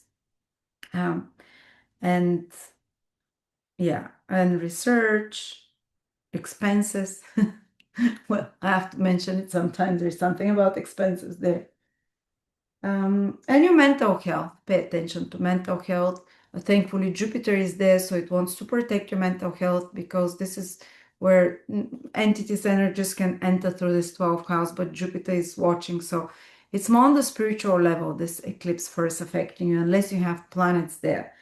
In your Virgo rising, But there is another eclipse that's directly affecting you. I think Virgos will feel the second eclipse, which is on the 28th, 29th, approximately, of August at 4 degrees Pisces. So it means the early Virgos feel this eclipse. This is the life-changing one for you. The other one is more hidden, something shifting in your subconscious, maybe for healing and so on. But the one in the 7th house can mean fated relationships.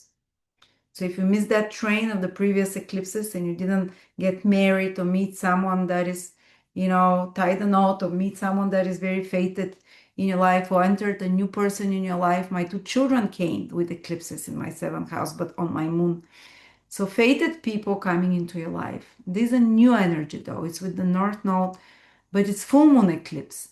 So for someone it can mean that over the next 3 to 6 months, if you especially Virgo in the first 7, 8, 10 degrees, they might tie the knot. They might benefit from a business partnership. They might have some big decision about a relationship where they end some contract and contractual agreement with someone, or close friendship or personal relationship, because it's full moon, to complete something. But somehow also something new will come, because it's with the North Node. And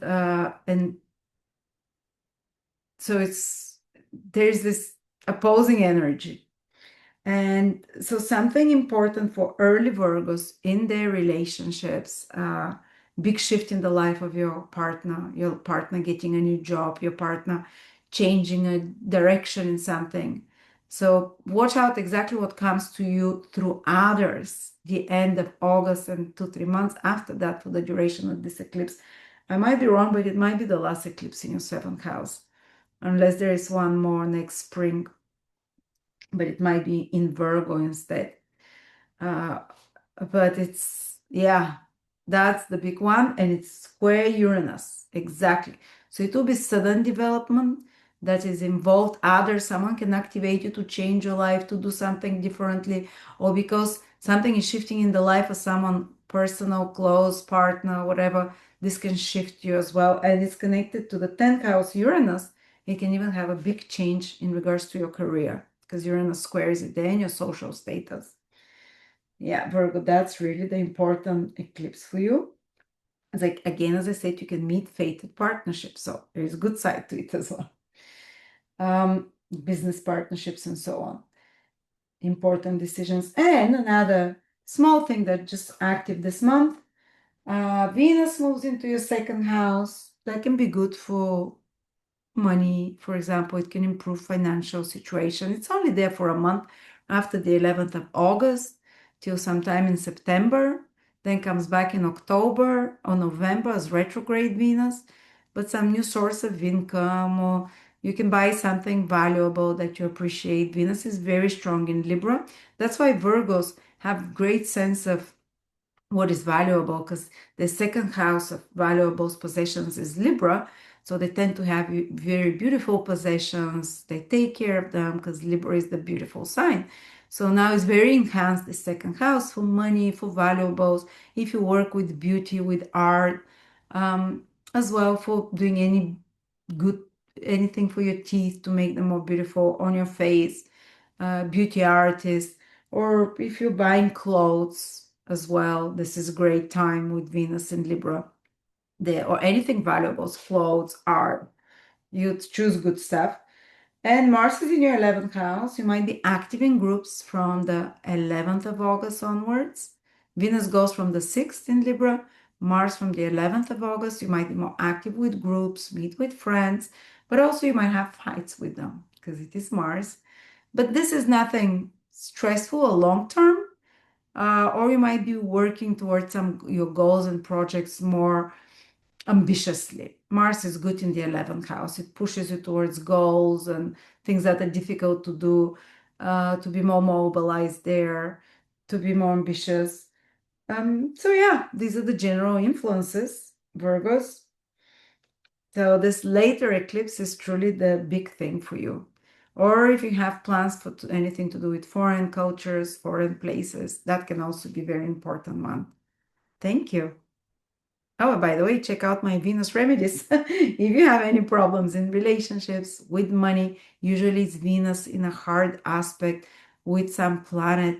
And even if you don't understand anything I'm telling you now, I explain very easy in this 5-hour webinar how to shift your vibration depending on what the planet is, with small little daily things, with certain things you eat, with certain colors you wear, with certain objects you have in your immediate environment that correspond to the Venus and the planet that's afflicting it, so you can start shifting the energy and manifesting it in more innocent ways so it doesn't directly hit money and relationships. Plus deep psychological remedies, those ones, if you shift them, you won't have any more problems. So thank you so much. Libra Sun Moon Rising, August 2026. Libra, the eclipse season is here, as I said, and let's first speak more about the long-term influence, because the nodes that cause the eclipses are moving from Pisces and Virgo into Leo and Aquarius. It means they're moving from your 6th and 12th house into your 5th and 11th house. So the fated events and karmic imperatives and directions, they start changing. Actually, too much more harmonious houses for you. And by the way, Libras, only Saturn is kind of giving you troubles if you have anything in Libra, because it's opposing you, but all other planets are helping you. Uranus with a trine, Jupiter with sextile, the South and North Node with sextile and trine, and Pluto with a trine. So Despite of Saturn opposing all Libras, which they're having problems, like, Saturn is never easy, but all the other planets are ganging up and trying to help you instead.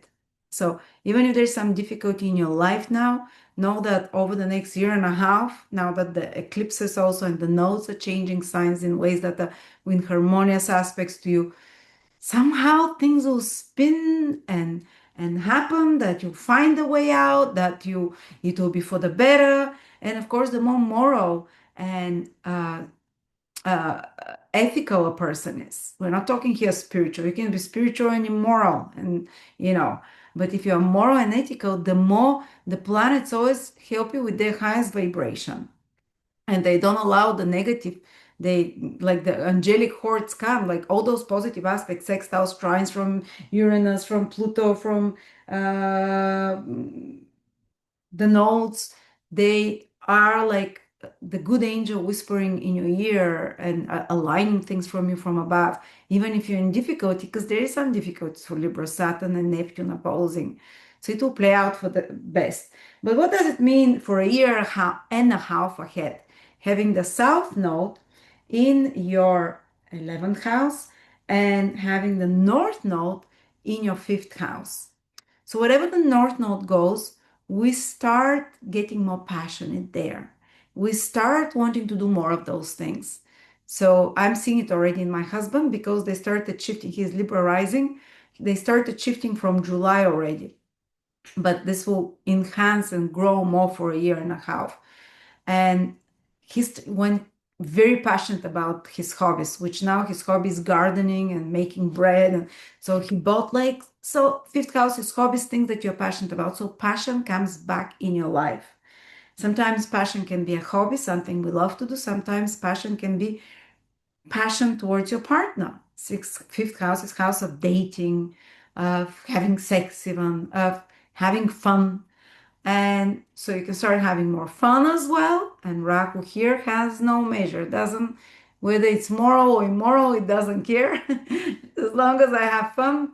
So for some of you, it can play out like evolving new hobbies that make your life fuller.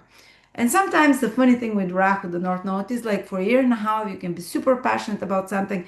And when it leaves, sometimes you might suddenly, I don't want to do it anymore. It's not always the case. Sometimes unlock things because the cycles of Rahu are 18 years, 9 or 18. But yes, it can help you become passionate to find out what makes you alive, what makes you excited. So trying hobbies, even doing sport for fun. The sport, it's not gonna be let me work out. Like for now, Rahu was in your 6th house, and my husband was working out to move his lymph, and because whatever oxygen and whatever to help him for his back pain. Now he's gonna move for fun. Maybe play tennis, maybe play whatever for someone might be playing more computer games or finding a new hobby that's digitally oriented because it's with the North Node or getting a new idea. 5th house is about ideas, original ideas. Rahu there really stimulates it.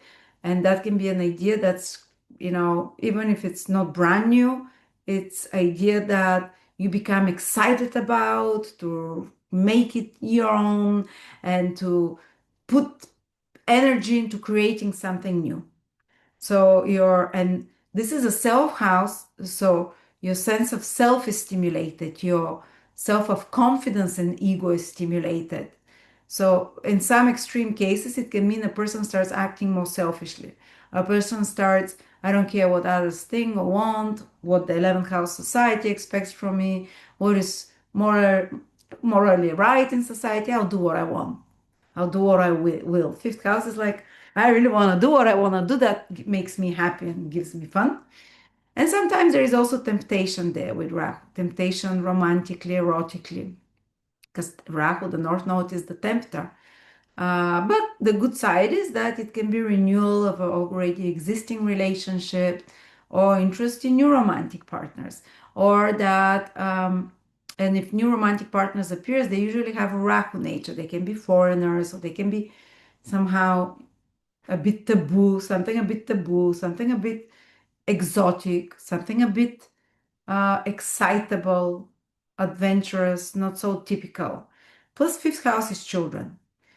some people become more passionate about their children. So like they get involved in their lives, and or their children demand more attention, and their children have some growth spurt or some next level advancement, because Rahu is like a trampoline jump suddenly from here to there in Aquarius, especially. That's the favorite sign of the North Node. So the rises become much higher up over the next 1.5 years ahead, without consideration of what's right or wrong there. But it's like romantically, there can be a sudden shift and change. How you have fun, the hobbies. As I told you, my husband like is becoming more and more obsessed with his hobbies, and I hope it's them. Or if it's romantically, it's with me. But I'm not something new, so towards romantic life, to be more spontaneous, to be more romantic. It can make you be more self-expressive, more entertaining, Rahu in the fifth house, more unpredictable and spontaneous, especially someone who is with a lot of fixed star signs, for example. And that's why it's more adventurous energy. And to be willing to put yourself out there in the open, on the stage, for people that are actors, for people that are performance, that are center stage. This will really enhance their performance. This will really enhance their desire of showmanship, of or just going to a party being more entertaining, not being a wallflower, but going there and just letting your light shine. This is Rahu in the fifth house, what it can stimulate. Sometimes it can stimulate children or adoption of a child. Rahu is to acquire something else, so, or even of an idea, someone else's idea, that you make it your own, you make it better, or you make it different as well. Because Rahu has this energy of acquiring, like a cuckoo, putting it, or like that is not yours, but you acquire it. Sometimes that's why Rahu in the seventh or fifth can be acquiring someone else's boyfriend or girlfriend. Or it can be about, but not always, This is possibilities. Or Rahu in the fifth can be creative ideas, as I said, being passionate about them, your personal hobbies, or having a child. You can be passionate about or interacting with your children. Rahu, and especially eclipse in the fifth house, can very much activate birth of a child or a next stage for a child or something big happening with your children. But the south node for the next 2.5 years will be in your 11th house. So it's kind of like you're not so much interested in what others think. And that's how it should be for 1.5 years. What society expects from you, you might have an idea, fifth house Rahu, and others tell you, it's crazy. It's not going to happen. Or, this is not going to sell. No one's going to be interested in that. Don't listen to that.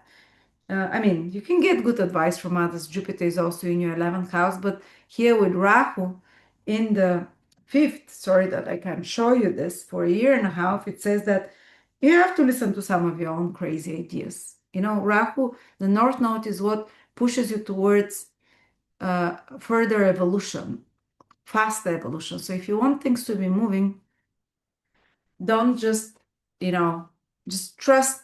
If you have some intuition or something or inspiration, fifth house is inspiration to do, try and do it. Well, the south node for 1.5 years, the dragon's tail in the 11th house, you might let go of some friendships, but don't forget you have Jupiter there. New ones can come, more meaningful.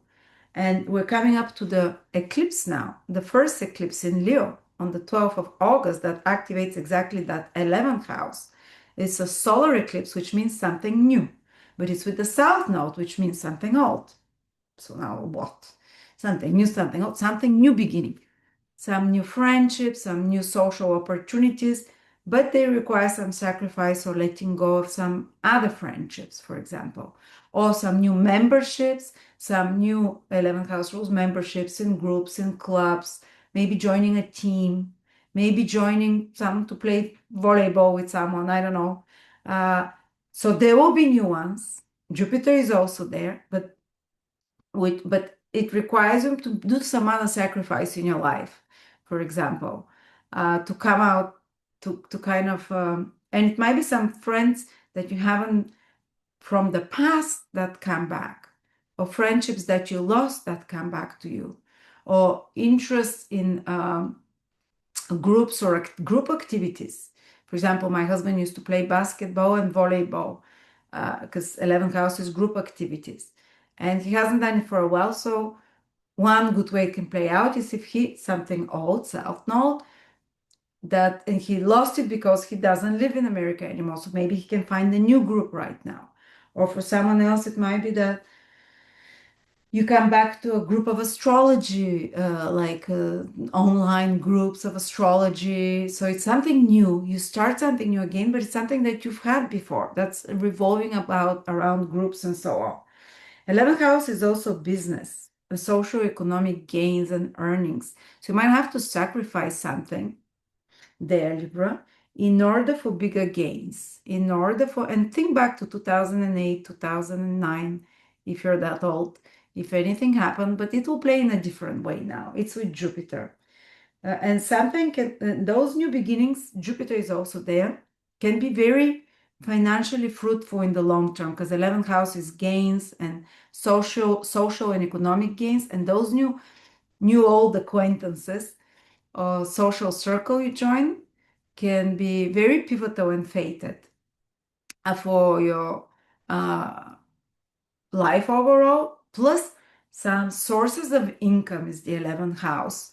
That might be an old idea, or you might have to sacrifice something for it. So a new source of income comes over the next 6 months to a year, because an eclipse, solar eclipse in the 11th, can act for many, many months. So it can be like an idea that you can turn into something financially and socially rewarding in the long term, but it will require some kind of a sacrifice. Don't underestimate that the North Node in the fifth house gives you a lot of creative ideas as well.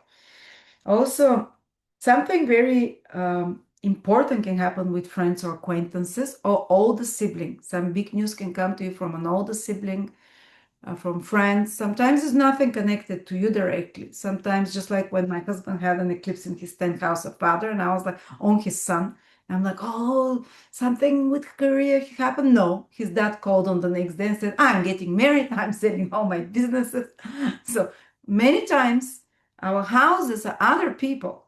So something, you might get the big news from a friend of yours, but it can have an impact on you and it's kind of fated, or from an older sibling, or something to do with new source of income gains or long-term goals, projects for which you have to sacrifice something, but it can be fated, idea, project, long-term goal.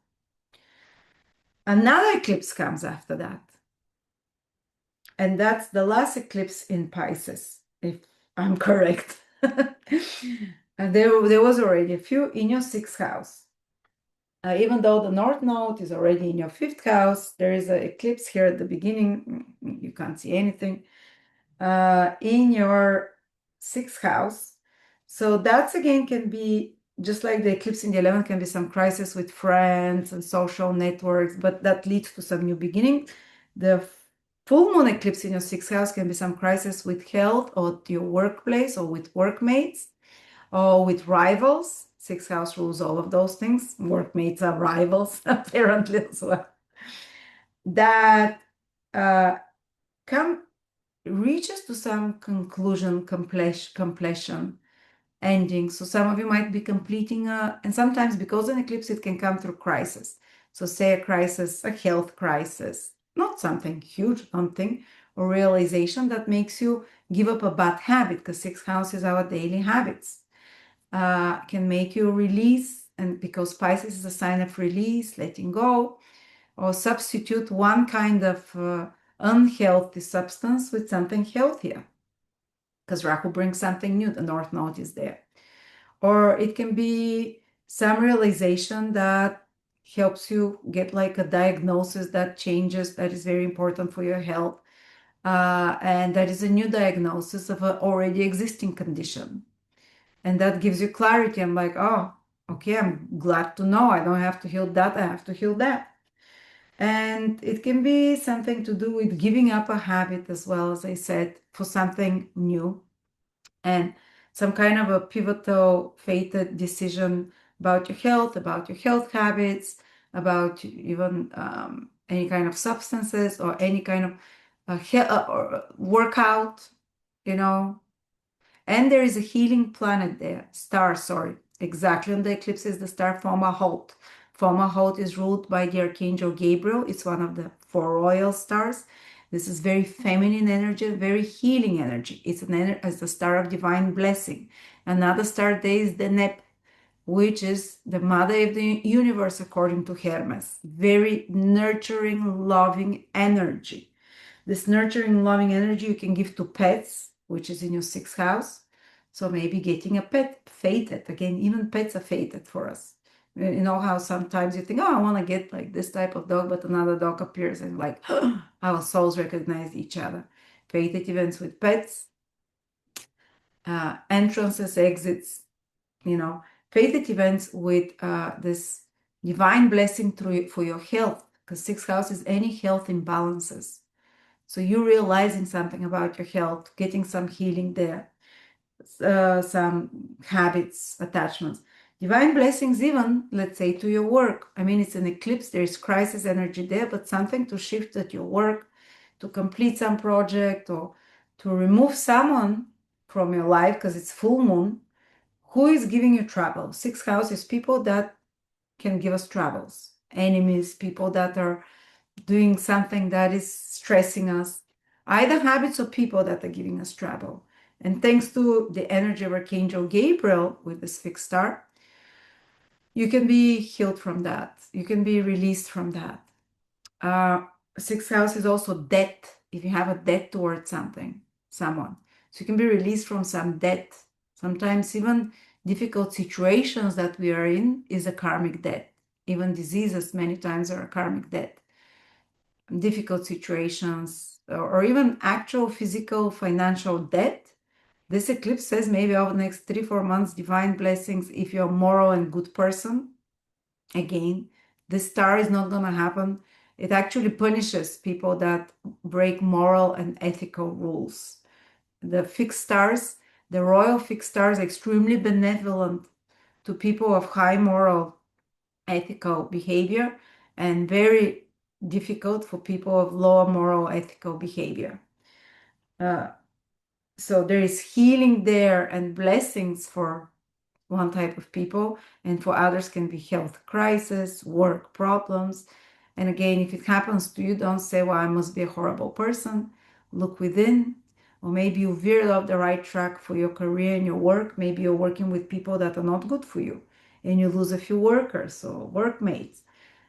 Or maybe you're freed from them because they were not really caring for your business, or they're not really caring for, so just giving you different ideas there. Throwing out the difficulties with the positives. So there you go, Libra, but I think the Leo one is more powerful. So if any meetings are happening from August, September, October, those, especially the first 3 months after the Leo eclipse, with people, they're not random. And these are not lovers so much as these are like 11th house people. These are, because the eclipse is now in your 11th house, these are people that are, unless you have Venus there in Leo. These are people that are not random for friendships. They can be, they have a meaning for you. These are something fated. Or if big projects appear to you, or some new goal or dream, pay attention. This is really not random and can be pivotal. And you can start new projects that reaches business, that reaches larger audiences down the line as well. And the other good thing is that Libra, Venus is in your sign from the 6th of August. So you're protected physically. Venus always, when it enters the sign of a sun, moon, or ascendant, tends to improve health, tends to improve one physical condition, plus makes you more beautiful. Makes you, if you wanna any beauty procedures, August is the time. I know that there is eclipses. Avoid surgeries right on the days of the eclipses, otherwise it's fine. Venus makes you more fertile, more attractive, more agreeable, let's say, and attracts beautiful, pleasant experiences for you. So if you have holidays, enjoyments, if you want to look better, do such things after the 6th of August. Again, it's good for love. And as I said, with the Rahu, the North Node in your fifth house for a year and a half, there is an activation already starting about love, romance, and so on. And Mars is in your 10th house, so very busy month. Very busy month because from the 11th, Mars enters your 10th house. That makes you the house of action. Mars is planet of action. It's his favorite house. Makes you more proactive to get things done, to organize yourself, to arrange your life, to organize your, especially career people. They get a lot of things done with Mars in the 10th house, but you can have confrontations with bosses, with authority figures, with police. These are not dangerous and long-term ones because Mars is there just for a month. They can be temporary, especially when Mars exactly squares your ascendant or sun or moon. I don't know, depends if you're earlier or later. Libras, then you have to be careful because you feel triggered by others. Of course, you feel more, but this triggering can be put into productive action with Mars in the 10th house. You can put that fire, this activation into getting something practical done, organizing something, putting energy towards your work. When Mars is in my 10th house, I'm always very productive. and bitchy. But Venus in your sign will be like, okay, you're not gonna be so. I'm like, go, go, go, go. But with Venus in your sign gives you the charm and Mars there. Okay, let's get to action. I'm gonna charm you into getting things done. Let's see. So thank you so much. Those eclipses. Hope that was helpful for you. You can come back to this video. Oh, by the way, whoever has problems with money or love, check out my Venus Remedies webinar. I start with giving, you don't need to know astrology. I explain everything, what sign your Venus is in, what aspect it's receiving, because different aspect gives different issues. Someone believes too easy, someone doesn't believe too easy at all. So someone uh, hurts the people they love, someone gets hurt by the people they love, someone spends too much, someone can't make money. So everyone has different problems with money and love, which Venus, its sign and its aspects to planets shows exactly what the issue is. And I give you the remedies, and they start to shift subtly your energy. It might be an object that you carry, it might be a painting that you have in your house that starts subtly shifting that energy. And then I give you psychological remedies as well. These are the deeper one. And it's only $29, 5-hour webinar. Try to make it affordable. And especially you Libras, because you're ruled by Venus. Venus is very important for the overall well-being of your life. I do the remedy to my husband because he has Venus square moon. So he needs to take care, the moon is take care of what Venus, roses and flowers. And he's like, he really took it as a hobby now. We have less relationship problems since then. So thank you so much and enjoy the eclipses. Scorpio, Sun, Moon, and especially rising August 2026. Scorpio, the eclipses are starting to happen on the axis of your career and home. Uh, and the first eclipse is on the 12th of August. But before I start about the eclipses, I want to say how overall the change of the nodes, which cause the eclipses from your 11th and 5th house to the 10th and 4th will affect you. So when the eclipses are happening either in the first, seventh, fourth, or 10th, which will be the case for you. And when the nodes especially move there, which happens now from the end of July and August, when the nodes change, especially when they go first a 10th and 4th house, like for you, this means that for a year and a half ahead, there'll be radical changes in your life, especially when it comes to places of living and career or social status, because that's where the eclipses will be happening. The nodes cause the fated events, like I said. And when the fated events are on two of the most important houses, the first, the seventh, the 10th, for you is the 10th and the 4th. These are the pillar of the horoscope, the backbone of your horoscope, where everything lays on your childhood, and your 10th house is your future, 4th house is your past, and 4th house is your childhood and parents and your home and family life. 10th house is your external life. You're out of your comfort zone, your career, your biggest achievements, your mission in life. So the fated events will be connected to that. And the North Node is moving into your fourth house, while the South Node is moving into your 10th house. What does it mean? Whenever the North Node goes, this is where we get passionate about, excited about that. We want to do more of this. We want to, even though you might not naturally be like that. For example, when I had the North Node through my fourth house for a year and a half, even though I've never been someone that cares about houses, properties, oh my God, I was like, we bought a house and I was decorating it and I was building kitchens and stuff. I learned so much about because and then when it left, I kind of lost this, because I've never been much into property, my garden, my stuff. It doesn't mean you lose it, but at least now for a year and a half, pay attention to your home and your family. There will be a big, important thing that some people, some many times, and we relocated from America to Bulgaria during the eclipses on my fourth house as well. We bought a house, we renovated. So the big events, fated events, were with where we were living. So if over the next year and a half, you change a place of living, you change something around your home, you add a new member to family sometimes, because Rahu is to add, to gain. This is fated, it's not just random whim you have. Your soul was like pushing you in that direction. Plus, there can be some big changes with your parents or your relationship there. Or you might become passionate about investigating your roots, family roots. When the North Node was in my fourth house, I found out I had another brother. By a DNA test. We discovered each other. And I was like, and it was also Uranus was there and Mars and the North Node.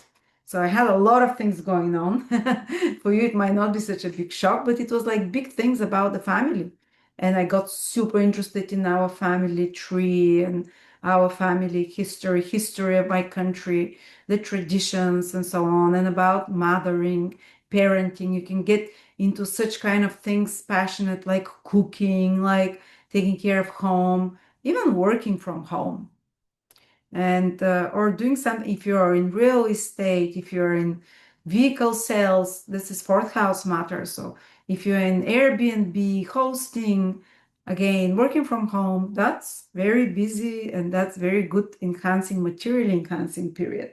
So selling, buying properties, such kind of stuff, Rahu tends to give gains. Well, the South Node goes into your 10th house. Usually, the South Node will drain your interest in your career. Maybe you lose interest a bit. I also felt a little bit like that. I also lost my YouTube account. Then you can like lose something or sacrifice or give up something about your career because of family. For example, someone becoming a parent, they need to focus on the fourth house, home, family, nurturing, but they give up a career, South Node in the 10th house. So I just got obsessive, moving, doing the house. So I couldn't work as much. Plus, I kind of lost my channel, which was my whole career. And I willingly said, God, I give it to you. I'll open a new one. And they released it a couple of months after or something like that. Anyway, but sometimes I would advise that you do some sacrifice. And because God was trying to tell me, focus on your family now. So I took a break of a couple of months not working, and then the business was restored. Anyway, sorry with my story, just telling you how it can play, that you give up something when it comes to worldly achievements, to control, to success, the 10th house, and focus on the family, the home, the personal life, or putting or understanding your feelings and emotion, digging deep with your emotions into the family patterns, understanding the. I got super much into family constellations with Rahu in the fourth house, and I was watching all the time videos about family karma. We have some amazing ones on YouTube in Bulgaria, so it gave me so much clarity, the order of children, and so on. So yeah, but this time is not exactly like that with Scorpio because the Jupiter is also in the 10th house a whole year, while the North Node is also there, the South Node, which is where you have to let go of something. So Jupiter will bring opportunities, will align you to the right careers, but again, you need to let go of something, and it starts activating from now in August. From the 12th of August, you can feel it a month before and also a year after that. Eclipse is that long of an influence. But especially around the exact time the eclipse, you're gonna start getting an inkling. So you might have to let go maybe a career aspect or an aspect of your career or already a career that exists because something new will arrive. And this is a new moon eclipse. Something new will come and it will be better because Jupiter is there and Jupiter is becoming visible. So don't be afraid. Also, it might be letting go of relationship with an authority figure or institution or a father figure. Might leave, but a new figure will appear at their place. Also, it might be about letting go of some status, sometimes marriage, sometimes because 10th house is one of the houses of marriage because it's a status thing. But something new will come for better status. So there is this really transformation that is happening. Oh, if you've decided you have certain plan, business plan, how you're gonna do something, and this eclipse tells you maybe it's not gonna happen like that.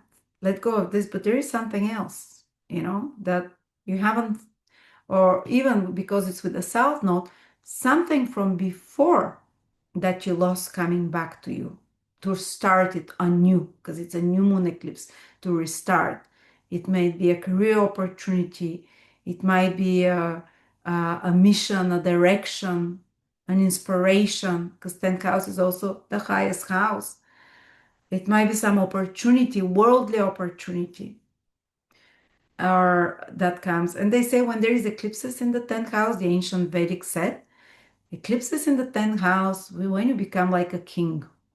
Of course, you have to sacrifice something a bit there. Uh, is it your time? Is it some other career? But you can, with eclipses day, you can get to a higher position over maybe this eclipse or maybe the next eclipse in Leo next. There is maybe in February 1 or next August in Leo. Uh, Starting some new project, some new direction in life, some new mission even. So, and it might be like a crisis like, oh, my career, whatever, and then you have to shift. But especially around 20 degrees Scorpios, they'll feel it quite strongly because the eclipse directly squares them. And then there is another eclipse. The other eclipse is in Pisces in your fifth house. This is harmonious aspect to you. It's active on the 27th, 28th, 29th, the peak of the lunar eclipse. It's probably the last lunar eclipse in Pisces. I'm not sure. I think it is.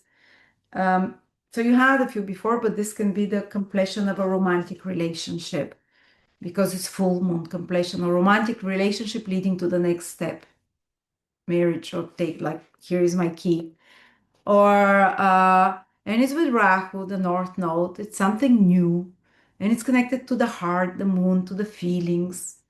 Or it can be connected to focus because it's like a full moon, but more intense full moon, more fated. So if romantically something happens, it's not by chance, it's kind of fated. And sometimes it can be about releasing you about an unhealthy romantic situation or a certain aspect of your love life that is not satisfying anymore. It can release you from that. Or also it can be some romantic fated development, or it can be with your children something. So if you have children, it can, if you don't have, it can be even pregnancy, eclipse in the fifth house, surprise pregnancy or planned pregnancy, or it can be your child is going to some different stage in life. Sometimes it can be a crisis with romantic partners and children. But it's on a very good star, this eclipse, the star of the Divine Mother. It's a star called the Nep Algal and a Fomalhaut. I can't pronounce them, they're difficult. Yeah, the star is the star of Archangel Gabriel. Again, Archangel Gabriel is the archangel that protects children, mothers. It announces to mothers itself for pregnancies, like it announced to Mary. So think in these themes, in these topics, or it's about even romantically. That's why I'm thinking this is going to be a good eclipse, even though it's square Uranus. It happens suddenly, surprise, can be a bit of a shock, but there is some divine protection there with this Archangel Gabriel star, the royal star of Fomalhaut. And especially people that are good, kind, compassionate, they tend to get the good things from full moon eclipses and from royal stars. So if you want something different in your love life, pray now. Pray to Archangel Gabriel. Pray to Divine Mother energy, because there is a star of the Mother of the Universe is projected there, or to whatever your divinity is. And they can be a miracle because the star from a house is known as divine blessings. And it's about children, romantic partners, because it's in the fifth house. It's about your love life. So pray for a miracle. The star eclipse can bring miracle. I feel it for the good people. And again, if there is some crisis there with such themes, know that it is for the better. Something will turn out for the better eventually. Also, creative people. Archangel Gabriel is of all the artists, musicians, architects, this kind of people that are in creative fields, and it's in the fifth house of creativity. Some of you might finish a creative project. Some of you, or people who are original thinkers, they can complete some project and start seeing the results and get rewards. Fifth house is the house of your good karma from past lives or early lives. So this eclipse can activate it. And if you don't have good karma, if you have good karma, winning at lotteries, winning on something, it's kind of like winning on playing a lottery even. If you have good karma, it can be just something good unlocking. And it can be completing a creative project. It can be letting go of old ways of having fun and welcoming new ones as well, or seeing the results of some creative projects. Maybe you've had some business idea before, a business, or you already have a business. Now it can pay off. Fifth house rules your business, the one that you develop and grow up like your own baby. So this eclipse can activate all such things, pregnancies and so on. So this is Scorpio. And let's not forget that Mars is moving to your ninth house from the 11th of August. It can be good for travel. It can activate, it's making good aspect. Mars will support you, will give you more energy. Yes, Mars will make us more touchy because Mars in Cancer is not the easiest, but you can use that energy to do something good because the ninth house is a very good house. You can use it for traveling, for studying, for higher knowledge, for organizing any kind of legal matters. You can put a lot of energy, education. So yeah, put the energy. And if you want to study something, higher knowledge, self-upgrading, ninth houses, to become a better version of yourself, your highest version, so upgrading yourself, you can put a lot of energy. So you see, such a fascinating month. And if you have problems with love or relationships or money, this is Venus energy. Usually your Venus is afflicted. Venus in Scorpio is one of the hardest positions for those things, even though it can give a lot of money. But I give a webinar where it's 5 hours and I teach you for each sign and each aspect, and I teach you how to find out what aspect of Venus you have and what exactly how it manifests, but how you can remedy it with practical and with psychological and spiritual means. For example, Venus in Scorpio people, they need to be in touch with the energy of the snake.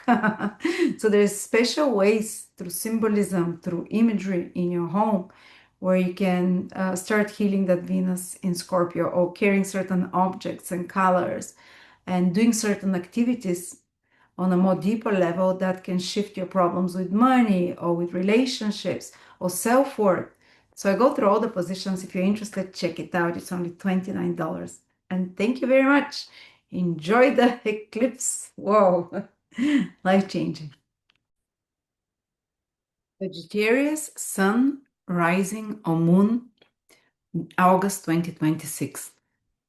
Sagittarius, Jupiter entered into the sign of Leo in July, but you still probably are not feeling it fully. Maybe there is already some uplifting because when Jupiter is in another fire sign, you feel more like yourself. It's in your ninth house. It's going to be there for a year, but Jupiter is invisible and it becomes visible in August, from the middle of August. And this is when you start feeling its external blessings, external opportunities in the ninth house, external possibilities. your horizon expanding, your belief in yourself, uh, good luck, good karma. This is one of the luckiest houses in astrology, is the ninth house. More feeling more connected to the universe, to God, feeling more inspired, feeling more like yourself, having a bigger vision for yourself and for your life, being at the right place at the right time. When Jupiter becomes visible, those external Jupiter blessings and opportunities start appearing. So this is the month. But at the same time, there will be an eclipse in your ninth house around the time Jupiter is becoming visible. On the 12th of August, there is an eclipse in your eighth house, or sorry, in your ninth house, in Leo. And thankfully Jupiter is there, so it's protecting you. It's kind of blessing this eclipse, so it's gonna be more of a positive eclipse rather than negative eclipse, because sometimes eclipses can be a bit disruptive. And this eclipse is full new moon eclipse, which means something new enters your life there. Jupiter is rising there, becoming visible. Eclipse, again, birth of something new. What can it be? It's connected to the ninth house.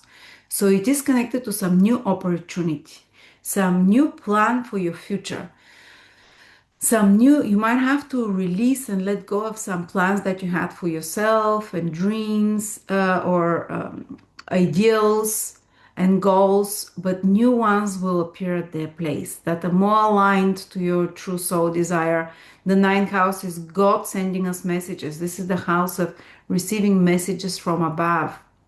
So for some of you, it can be an illumination, an inspiration. It might start a month before the eclipse and it carries on for almost a year sometimes after that. So some new opportunities, some new door that you can open, that, and it might be even an old door, because the south node, some old door that closed on you and you thought, okay, this is not going to happen, that comes back to you now. Or it can be an old door from a past lifetime, because the South Node rules the past lives and earlier periods. But it's kind of like renewed enthusiasm about that thing, about that goal, that inspiration, that ideal. They can be, of course, it's an eclipse, a little bit of a crisis, and the crisis can be connected on the mundane level about some legal matter. So it can be connected about something educational, um, degrees, studies, foreign travel, anything to do with foreign matters, uh, and or even second marriage. If you have a second marriage, the ninth house rules the second marriage. But it's because Jupiter is there, even if there is some crisis there, or like crisis of beliefs, because you're losing some kind of a goal that you had, some plans for the future, that they change, something new will appear, something new and better that is more aligned to where you're supposed to be will appear.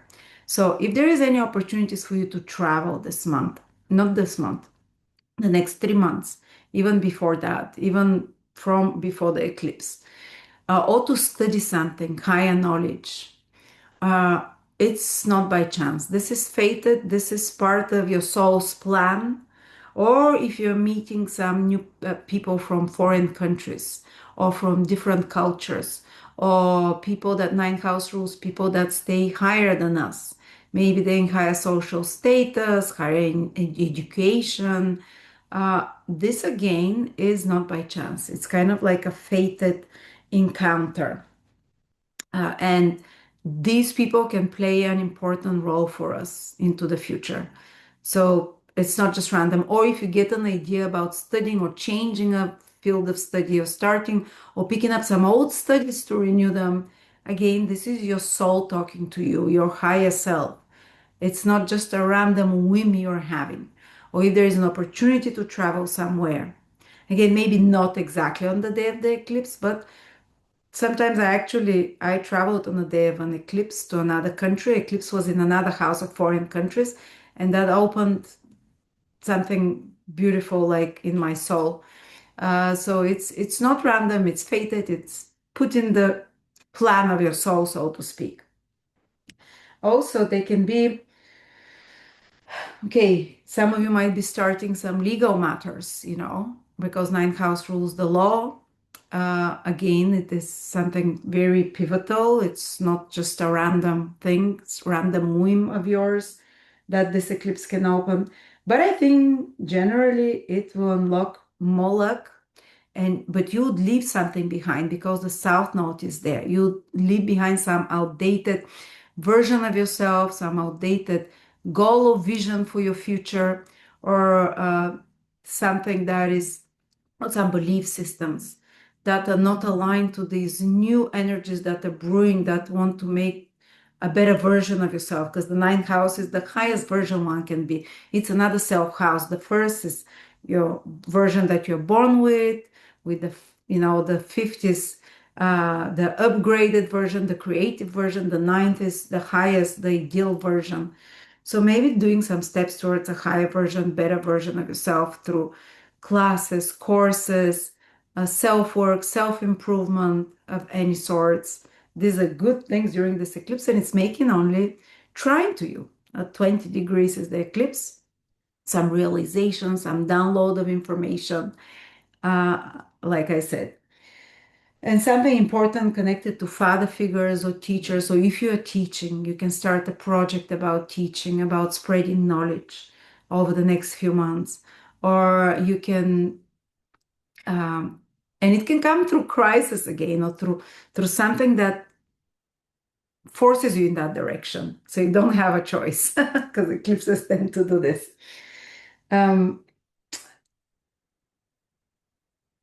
Let me think what else. Yeah, that's all I can think for this eclipse first. And then we have another eclipse, Sagittarius. The other eclipse is happening in your fourth house. Is the last set of eclipses in your fourth house because the nodes are moving already. And much more harmonious position. The North Node this month is moving to your third house. So communication, information will start increasing for a year and a half ahead when the North Node moves from your fourth house to the third house, because it moves backwards. So it means for a year and a half ahead, there will be new acquaintances, there will be new, very dynamic events, more travel again. We come again to this energy of travel because third house is also travel. Ninth house is long distance, third house is short distance. So both will be present for you somehow for at least the year ahead. A year and a half ahead is for the short travels, communications, online activities. The third house is media work of any sort. You can become passionate about that or learning new skills. So yeah, these are both activations in the ninth and in the third house powerfully for a long time ahead. The other eclipse is happening in your fourth house, the last one. So especially those earlier Sagittarius, because the eclipse is around 4 degrees, possibly they'll feel it stronger, those first 10 degrees of Sagittarius. Change of place of living, for example. This full moon eclipse on the 28th, 29th. Maybe not exactly on those days, but within 3 months after that, because full moons tend to have an influence of 3 months. So maybe change of place of living, maybe change of something in the dynamics of your family, maybe new place for some of you. Maybe if you've been trying to sell or buy property, it gives it this extra cosmic push now with the eclipse. And again, if you change place of living, it's fated. It's not a whim. It's organized from above somehow. If there is a change in your family, a new member coming, a member leaving, sometimes, again, fated, you know. Or the fourth house is finding out something about your childhood, realizing something about the family dynamics, the ancestral dynamics, and releasing it because it's full moon eclipse. But that makes space for something better to come. And emotionally, that can be like a huge emotional release. First, it build up, and around the time of the eclipse, it's so you can feel quite emotional, but then it's like release, and it's probably childhood trauma that comes out through this fourth house eclipse and realizations. Mm, Of course, it's an eclipse. Sometimes there can be some kind of a crisis situation initially connected to parents, to parenting, to your property, to real estate. But again, it's trying to align you to a better path.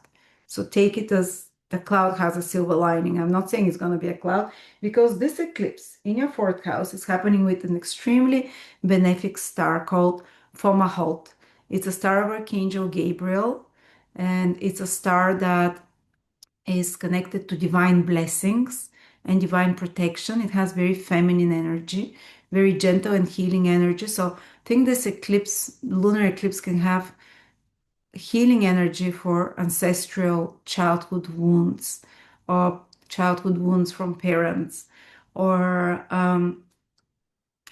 even kind of breaking some ancestral spell and karma of a sort, because it's a very highly vibrational star, very spiritual, and it's a very healing star. All right. And then just specifically for this month, yes, Jupiter is becoming visible, starts giving you blessings from the best house, ninth house, uh, for many months ahead. It's gonna be for a year there, but it was invisible till now. So new opportunities, this ninth house, everything to do with new possibilities to study, to learn, to travel. While the other eclipse in your fourth house, as I said, you might even break up with certain old traditions, with certain old family entanglements, and or release places and family members that are not healthy for you. Sometimes it can be that extreme. While at the same time, you're going to have Venus in your 11th house. 11th house from the 6th of August. The whole month is going to be there. It will be auspicious for any social get-togethers after the 6th, for any promotions on social media, for if you want to reach larger audience as well. Anything with that, wonderful in August with Venus in your 11th house. Get together with friends, get together with like-minded people, go to conferences, festivals, or such things. It is auspicious with Venus Day. It's a beautiful position. So thank you so much, Sagittarius. I think that was good news for you. You see, the North and South nodes are starting to support you now. And they were squaring you till now, and now there is no planet squaring you. Oh, just Uranus is opposing you. The first 5 degrees of Sagittarius probably feel it intensely. So with big changes through relationships, through others. The early Sagittarius, let's say, they're feeling Uranus, but all other planets are helping you. Jupiter with trine, the South node with trine, the North node with sextiles. These are those auspicious aspects. Saturn and Neptune with trine, Pluto with sextile. As I said, Sagittarius and Gemini are two of the signs that are going to have big changes, but with a lot of support and for good, for the year ahead and for the next couple of years even, because so many planets are just like through luck, to being at the right place at the right time, even without you making an effort. Even if something surprises you, shocks you, which is Uranus or the eclipses now, somehow it really is for the best. Somehow it really will lead to something much better after that. Like when the planets are making sextiles and trines, there is a lot of divine help to someone. And sometimes divine help gets withdrawn. When we have a lot of squares or positions and God sits and watches, how are they going to deal? I'm not going to send them angels and, watches how you're dealing on your own with that. But when there's sextiles and trines, especially people that are moral, good people, they can have very gentle, pleasant, or more auspicious times than others. And by the way, if you want to use that ninth house that's activated, high-end knowledge, upgrading yourself, check out my webinar, Venus Remedies, especially if you have problems with money. If it's a long time, long life, this problem with money or with love, this webinar teaches you how to shift your energy according to your Venus sign, or according to the Venus aspects you have. Don't worry if you don't understand aspect. I show you how to see what aspects your Venus has. So you don't need to know astrology. How to shift that energy so those difficult aspects, say someone never feels beautiful enough, someone never can keep a relationship, someone can never make enough money, someone never appreciates themselves enough or can't, keep the money they make. So this is all Venus themes, and I give you very practical solutions how to shift the energy by changing something in your environment, by certain objects. And it's not witchcraft. This is energetic work, this is uh, remedy work that has existed in all traditions, and psychological. What is the psychological issue there? When you get to the root of it, you can fully change it psychologically, but you can help yourself through the practical advices that I also focus a lot on this webinar, just like something like certain flowers, certain activities that can start shifting and raising your Venus vibration. So thank you so much. Capricorn, Sun, Moon, Rising, August 2026. Capricorn, the nodes of the moon, which are the most karmic positions, they define the most fated events that happen for us, are starting moving in August from your, I can't show you this. I can for you. For some reason, it's not disappearing. Oh, yes. Moving from your uh, third house and ninth house into your second and eighth house. So for the next year and a half, which is 18 months, the more fated events will be happening with this axis, second and eighth. And I just went through that as an Aquarius rising, so I can share what happened this time. The south node, wherever the south node goes, which goes into your second house, is where, sorry, into your eighth house, is where we need to let go of something. And it's fated to leave our life. It's fated to release it. And how it played out for me in the last year and a half is uh, the bigger portion of my income was coming through others because eighth house rules the talents of others, partnerships through which you benefit, and a financial income that comes to you through others, and this gradually disappeared. Like I was working with a lot of astrologers, but they gradually, like, income stopped coming from that.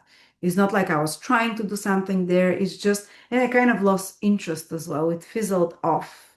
And I concentrated all my earning abilities into the North Node.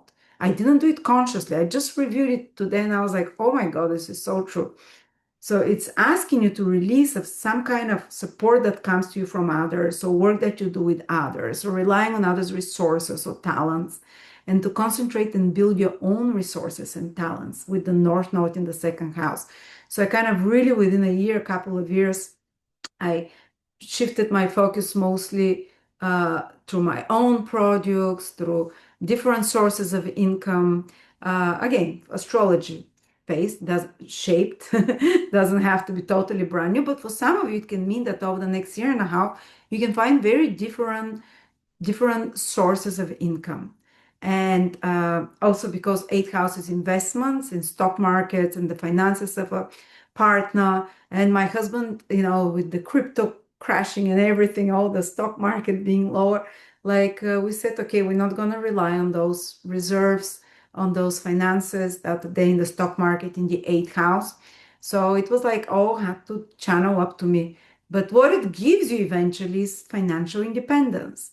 And you also use new technologies, because Rahu symbolizes the North Node, new technologies, anything new. That this will augment new technologies, new ideas, new sources of income. This will augment your financial stability. And don't be shocked or upset if some source of financial stability or financial reliance, is it on government, is it on partner, is it on someone else, if it goes away, because a new one will come, but with your own personal resources. And this is the time now for you to focus on the things that you can do financially, and to reassure yourself materially. Plus, Rahu in the second house makes you very passionate about making money, or more passionate. And if different sources of income come as ideas, these are not random, these are kind of fated. Or Rahu can make you get passionate about second house things, food, cooking, especially foreign, trying new things you've never tried before, experimenting. Rahu is very experimental. So do those things. While South Node in the eighth house can kind of fizzle a little bit with South Node, the intimate life, but Jupiter is there for you, so it's not going to be the case. But sometimes when if it was just South Node in your eighth house, it could fizzle the intimate life a bit. uh, and the interest in intimacy. It goes into more practical areas, the second house, to money, to cooking. This is the axis of eating and sex. If there is more sex, there is less eating. Interestingly enough, if there is less eating, there is more sex. Even there was something where they were saying how poor couples who don't go, they have more sex because they don't go into these gourmet restaurants and whatever, while richer people transform sex into food. They're connected. Astrologers knew that in some way, but right now, but Jupiter is there for you in the eighth house as well, and Jupiter tends to grow the house. So you might let go of some aspects of your intimate life, but new, healthier ones will appear because Jupiter is the healthiest planet. New, more moral or more in tune intimacy aspects of your life will appear and depth. Or you might have to give up one source of income that comes to you through others. But something also new will appear. And by the way, this starts from August already because there is a lunar solar eclipse. The sun, the moon here together with Jupiter in your eighth house with the south node. So it's telling me some endings and some new beginnings. Why endings? Because of the south node, to release something, to release. And with the eighth house, it might not be just releasing some other source of, financial support from others or help from someone else. It might be some attachment, emotional attachment to something or someone that you thought you were holding on for dear life to because you thought you drown without it. You thought you can't live without that. It's unhealthy attachment that this eclipse can release. But it can bring something else to fill in that gap because it's a new moon eclipse with Jupiter that is more healthy, that is more, let's say, more aligned to your path. So you can let go of, sometimes eighth house also can rule addictions, obsessions, attachments, or compulsive behaviors. It's like it's about control. If I don't do this, if I don't do these certain things, it's not going to happen, or I need this to survive, or so you can release one, but something new, healthier, psychologically healthier comes at its place.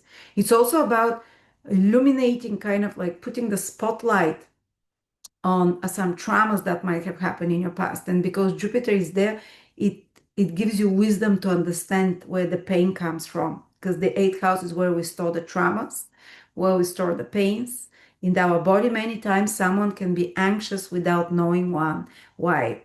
And this is stored trauma. Their body is on fight or flight all the time. And they're like, but I don't remember anything. Nothing is stressing me. Why do I feel anxious? Why do I feel this antsy feeling, breathing?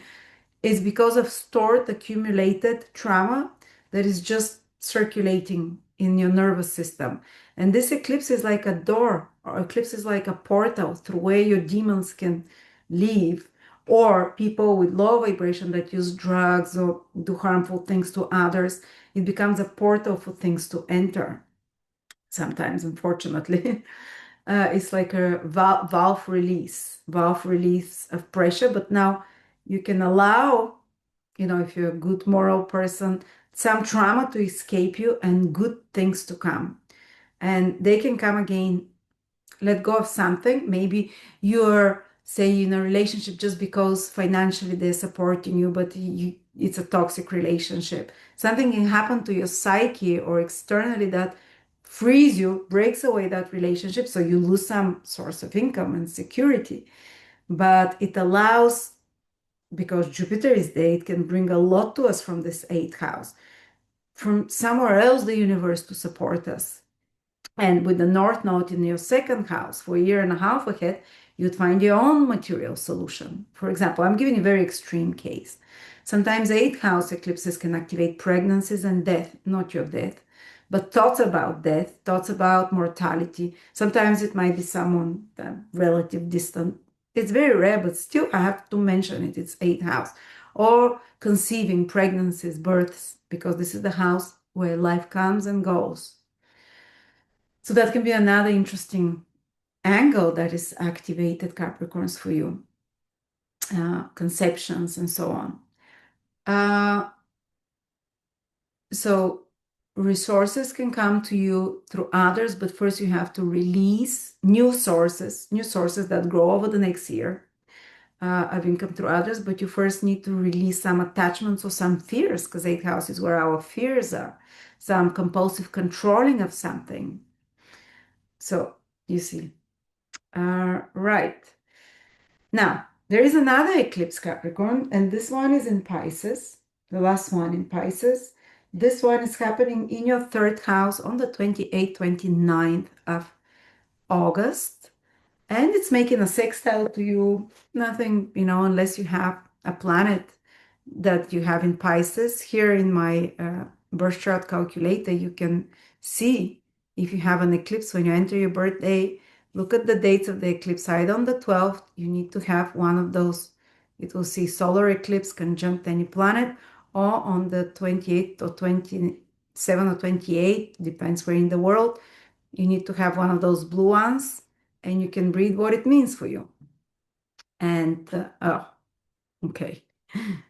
Keep logging me out specifically for you, but otherwise, it's pretty chill eclipse for you. It's in the third house. It can be about completing some work project that is connected to writing, to speaking, to media.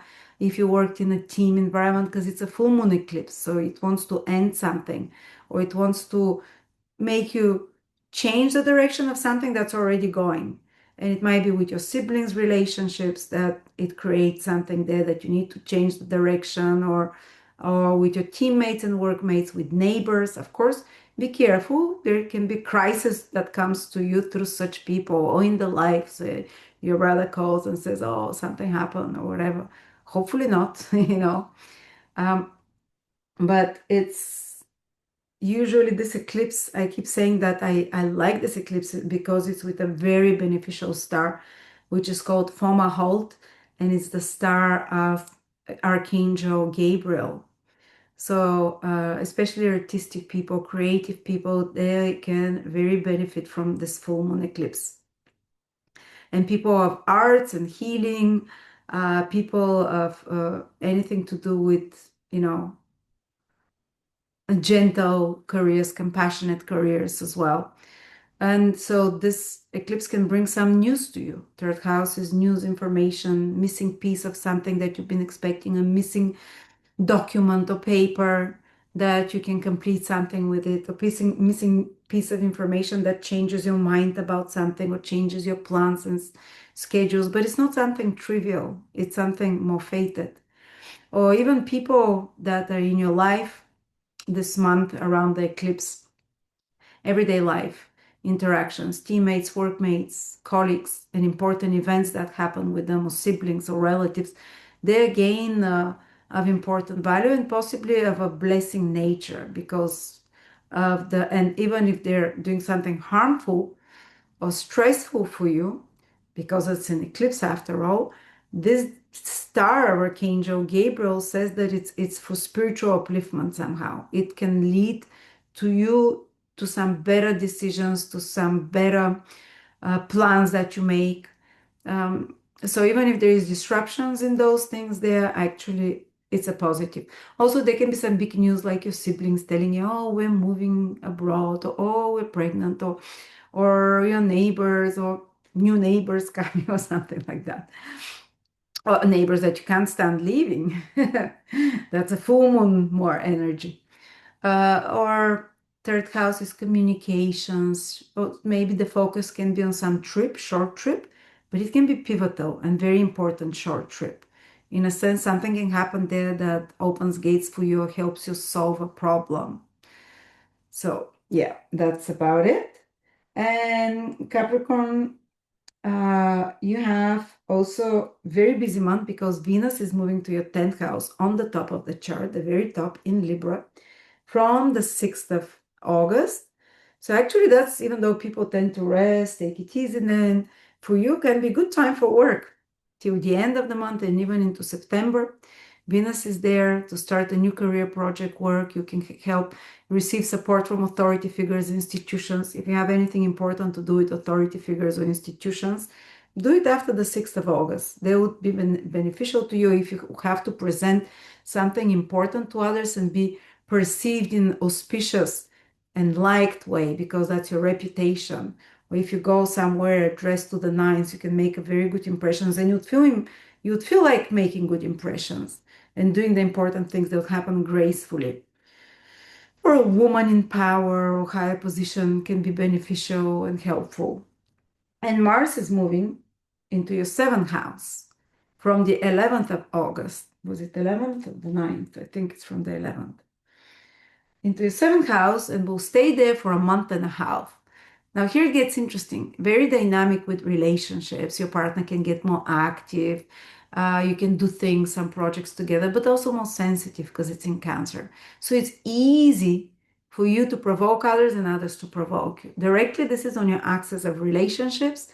The earlier degrees Cancers will feel it, this month. The first 10 degrees of Cancer, for example, of Capricorn, will feel it in August, that someone triggers them, activates them, for better or worse. Someone might say something that makes you feel very emotional, and you mobilize yourself to change something that they pointed out. Or you might just get angry, or they might be just bullies. Sometimes it is emotional bullies, and you enter into a fight with them. But don't worry, this is not going to turn into some long battle, because Mars is not going to go retrograde in Cancer like it was last year. And if you had a problem or argument with someone, it draw out for a long time. So this will blow off quickly, but just know you might be sensitive by activation from others. So use it. But if you are using it to do business deals and stuff, you're definitely more like a shark. But Venus there on top, you're also a suave, and your image is nice, but you can really press with Mars in the seventh house someone for to be more proactive in relationships, to be more proactive in the terms of contracts that you want, to push for things that you want, or others might push you otherwise. But you're willing to go the extra mile and fight for those things. Now, so there you go, Capricorn. The eclipses, they don't directly affect you. They're not on your sign. One is making sextile to you. The other one is in your eighth house. The eighth house is more about psychological breakthroughs, realizations. It's a moksha house, house of liberation. Or if you're starting something new, it can be, within the next 2-3 months, it can be in this eighth house, and it's pivotal and important, something you connected to mutual finances, to investment, something you connected to resources that comes to you from others, and so on. So thank you so much. And if you have problems with finances or in your love life, this is usually Venus damage, not damage, but affliction.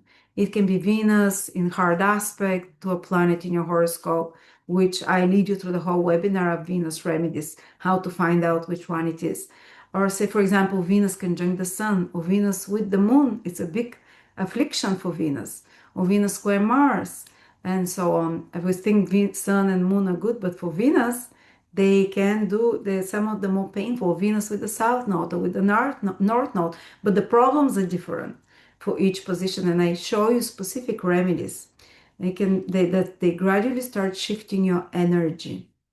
It can be as simple as certain types of foods that start correcting the Venus energy, or having a certain piece of art in your home, or imagery around you that start shifting and correcting this. And then I give you psychological remedies, the deep and practical remedies. For example, Venus, Uranus, it's better that you don't sign contracts that you're in a free relationship type of thing rather than commitment marriages and so on.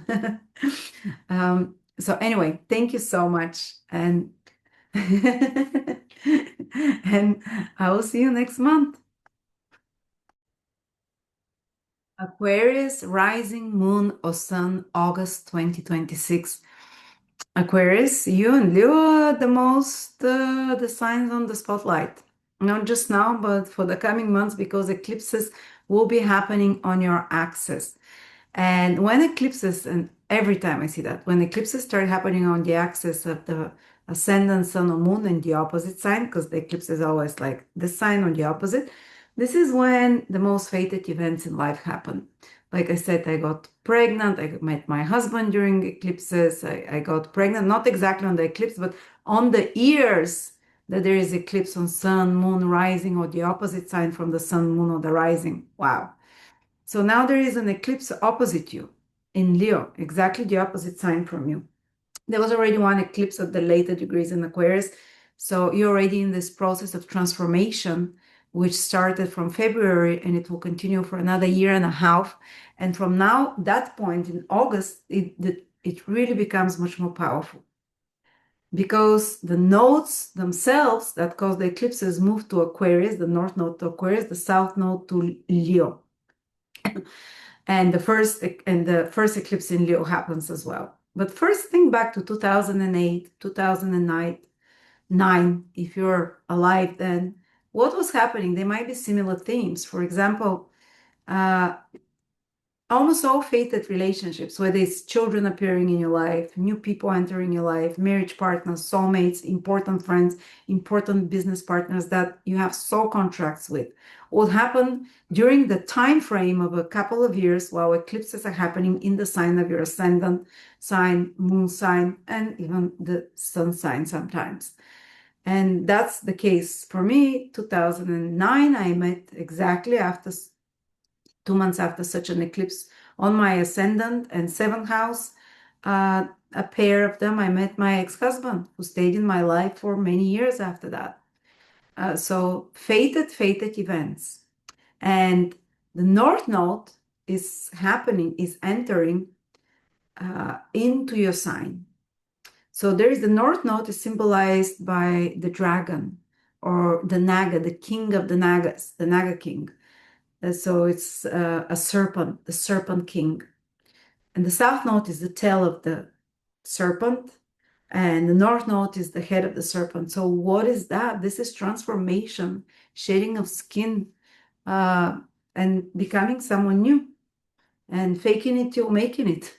But you are entering a phase of new personalities, new personality unfolding in you. If it's your ascendant sign, if it's your sun sign, it's like a new direction in your career, in your goals in life, and even with male figures in your life, a big change. If it's your moon sign, big transformation and new beginnings that are starting with your family life, personal life. So not necessarily on the eclipse exactly, but you have this window starting from August now. The North Node is about focusing more on yourself and rather than on relationships and others. If others say, "Oh, we have to do that," well, they'll have some good advice because Jupiter is in your seventh house in Leo. But you need to listen to here because the first house is your own renewal, your own rebirth. And a partner can help you because Jupiter is in your seventh house. But you're the strong side that is starting this transformation and this new beginning.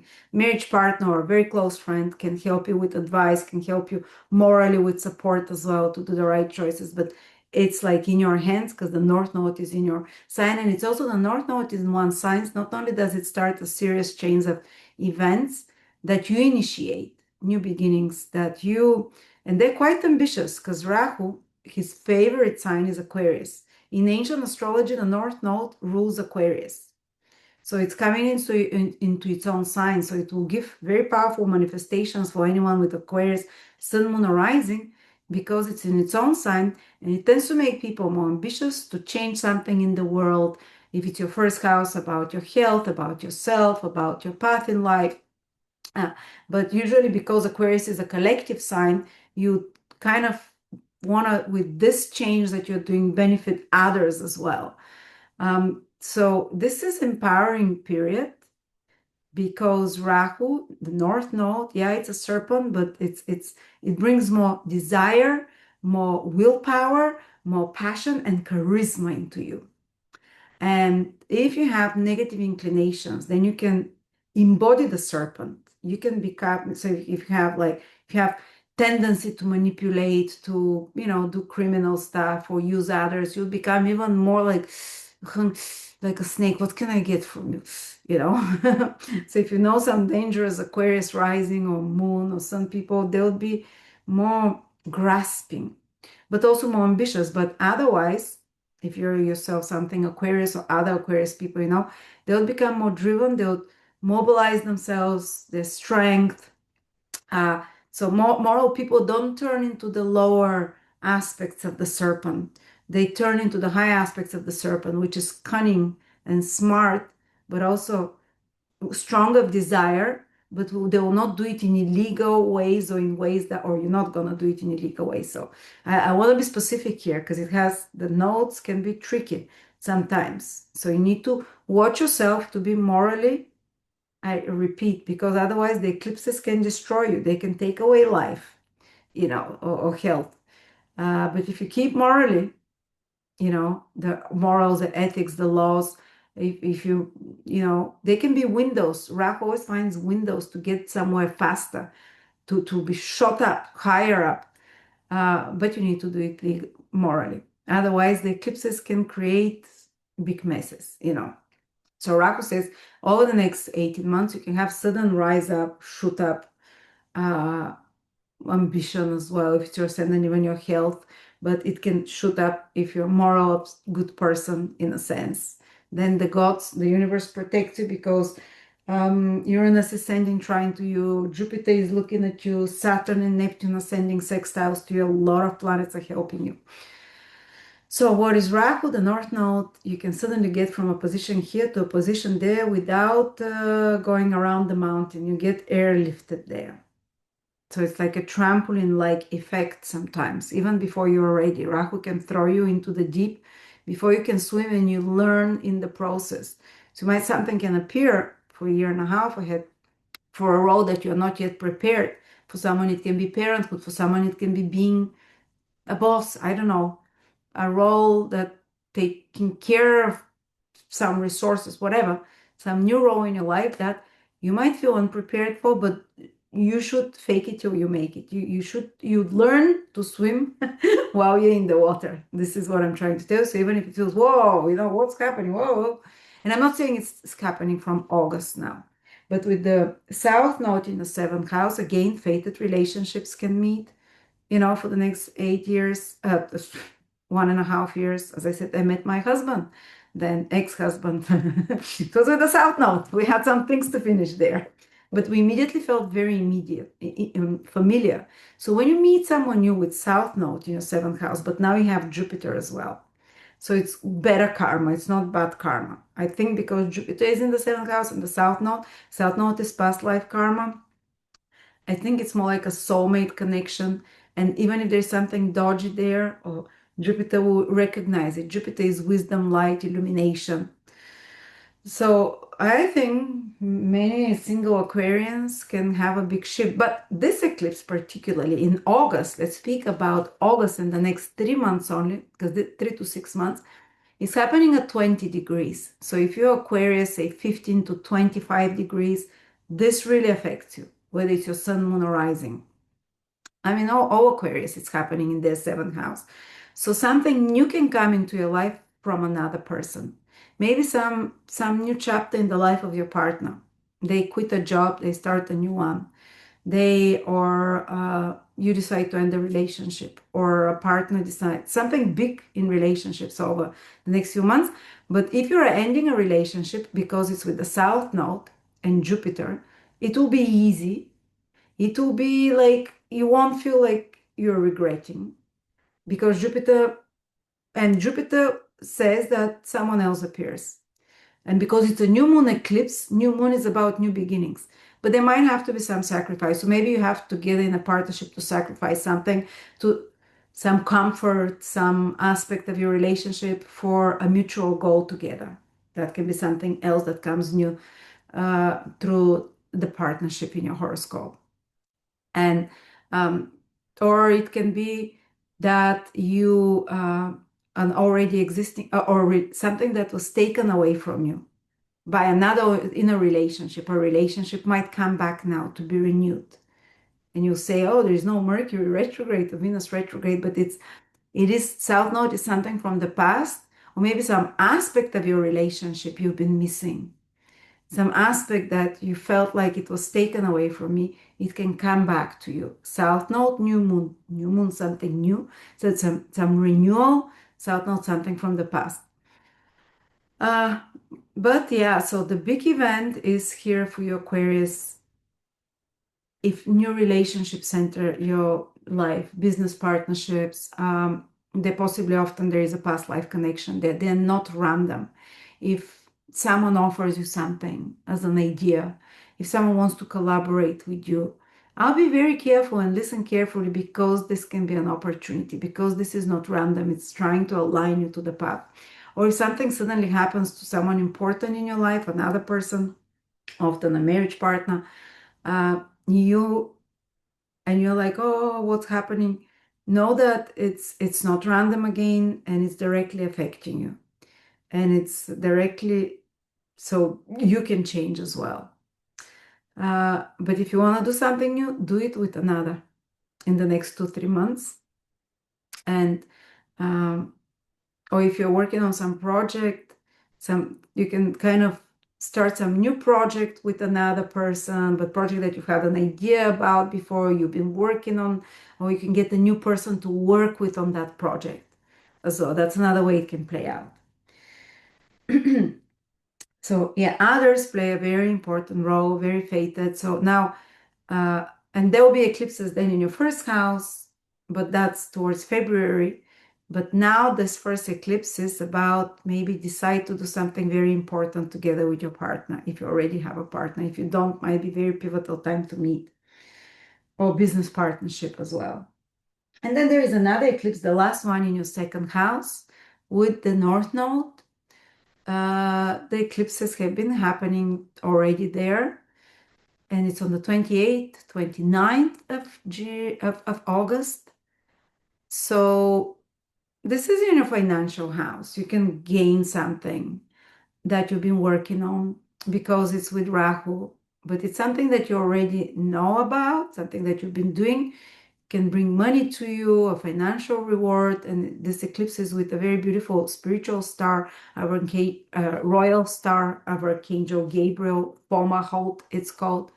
So, for people that make their money legally, this is possibly good news. There can be some change there, focus on money or rewards or material assets, or changing something, because full moon eclipses can be about let's review the finances and change something there. It illuminates, gives you what might not be doing well, so you can shift it somehow. But it's something that already exists, or you're completing something that leads to more money or change in your financial situation. It might be good to give away clothes, for example, because it's in Pisces. Pisces is a very compassionate sign, and Pisces wants to clear up space as well. Give away valuables or clothes if you can around that time, or maybe about some idea for you to create money on your own. Because it's the second house, so again, it's about a second house can be also teeth. Sometimes eclipse there can be paying attention to your mouth health, the health of your teeth, tongue, and the tonsils. This is more sensitive area towards the end of August, and your voice. Sometimes eclipse on the second house or on Venus can affect the voice, the throat, the teeth, or one of the left or right eyes. Hopefully, because it's with a fortunate star, everything will be okay. It's about also your eating habits. This eclipse can help you switch or change some kind of eating habit. Maybe some of you have been doing it already for the previous year and a half, because eclipses have been happening there. But those who missed the bus, that's the last opening for Aquarians that want to make a big shift connected to finances, food, even their wardrobe sometimes is the second house. Yeah, these are not such, unless you have planets in Pisces. Now, many Aquarians would have a planet in Pisces, but the eclipse is at 4 degrees. Say if you happen to have Mercury there or Venus around, from 0 to 8 degrees, now then it can be pretty important eclipse for you. And if you go to my free transit calendar, I'll put the link below. You'd see exactly if you're going to have any planet, this eclipse on the 28th, 29th, if it activates any planet. The free version shows only on 7 days ahead, but the paid version unlocks a whole month, so you can see if the eclipses activate anything in your horoscope. And there is interpretation there written professionally by me and my teacher. So you can check it out. That's my gift, this free calendar that I made for people because I really love making free things. And the new one is coming way more, not just calendar transits, but for everything with free interpretations. And uh, even astro.com is not close to that, or astroseek. Anyway, so Rahu, North Node entering our sign, eclipse in our seventh house, some fated event with through others, some contract agreement, or in your relationship, so in the life of your partner, and something connected to money, finances, security with the second eclipse. And you're gonna have Venus trine you from the 6th in the ninth house. From the 6th of August, Venus enters our ninth house. It's good for trips abroad if you wanna travel. It's good for trips to foreign places. It's good for any educational work or teaching or learning or taking a course. And it's lucky. Venus in the ninth house, even meeting love abroad while traveling or while on some educational course, or it just makes you more agreeable, more zen. Venus has been in the eighth house. Mars is moving. So Venus in the ninth house, starting to protect us, looking at us. Jupiter is also looking at us, protecting us. So the two benefics this August, and Jupiter becomes visible in the seventh house from the middle of August. So the good things from others will become visible then. Mars is moving into our sixth house. We have to be a bit more careful with stomach and gut issues, more prone to inflammation in the sixth house there.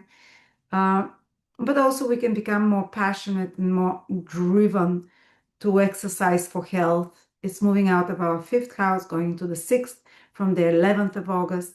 So you're going to start working more.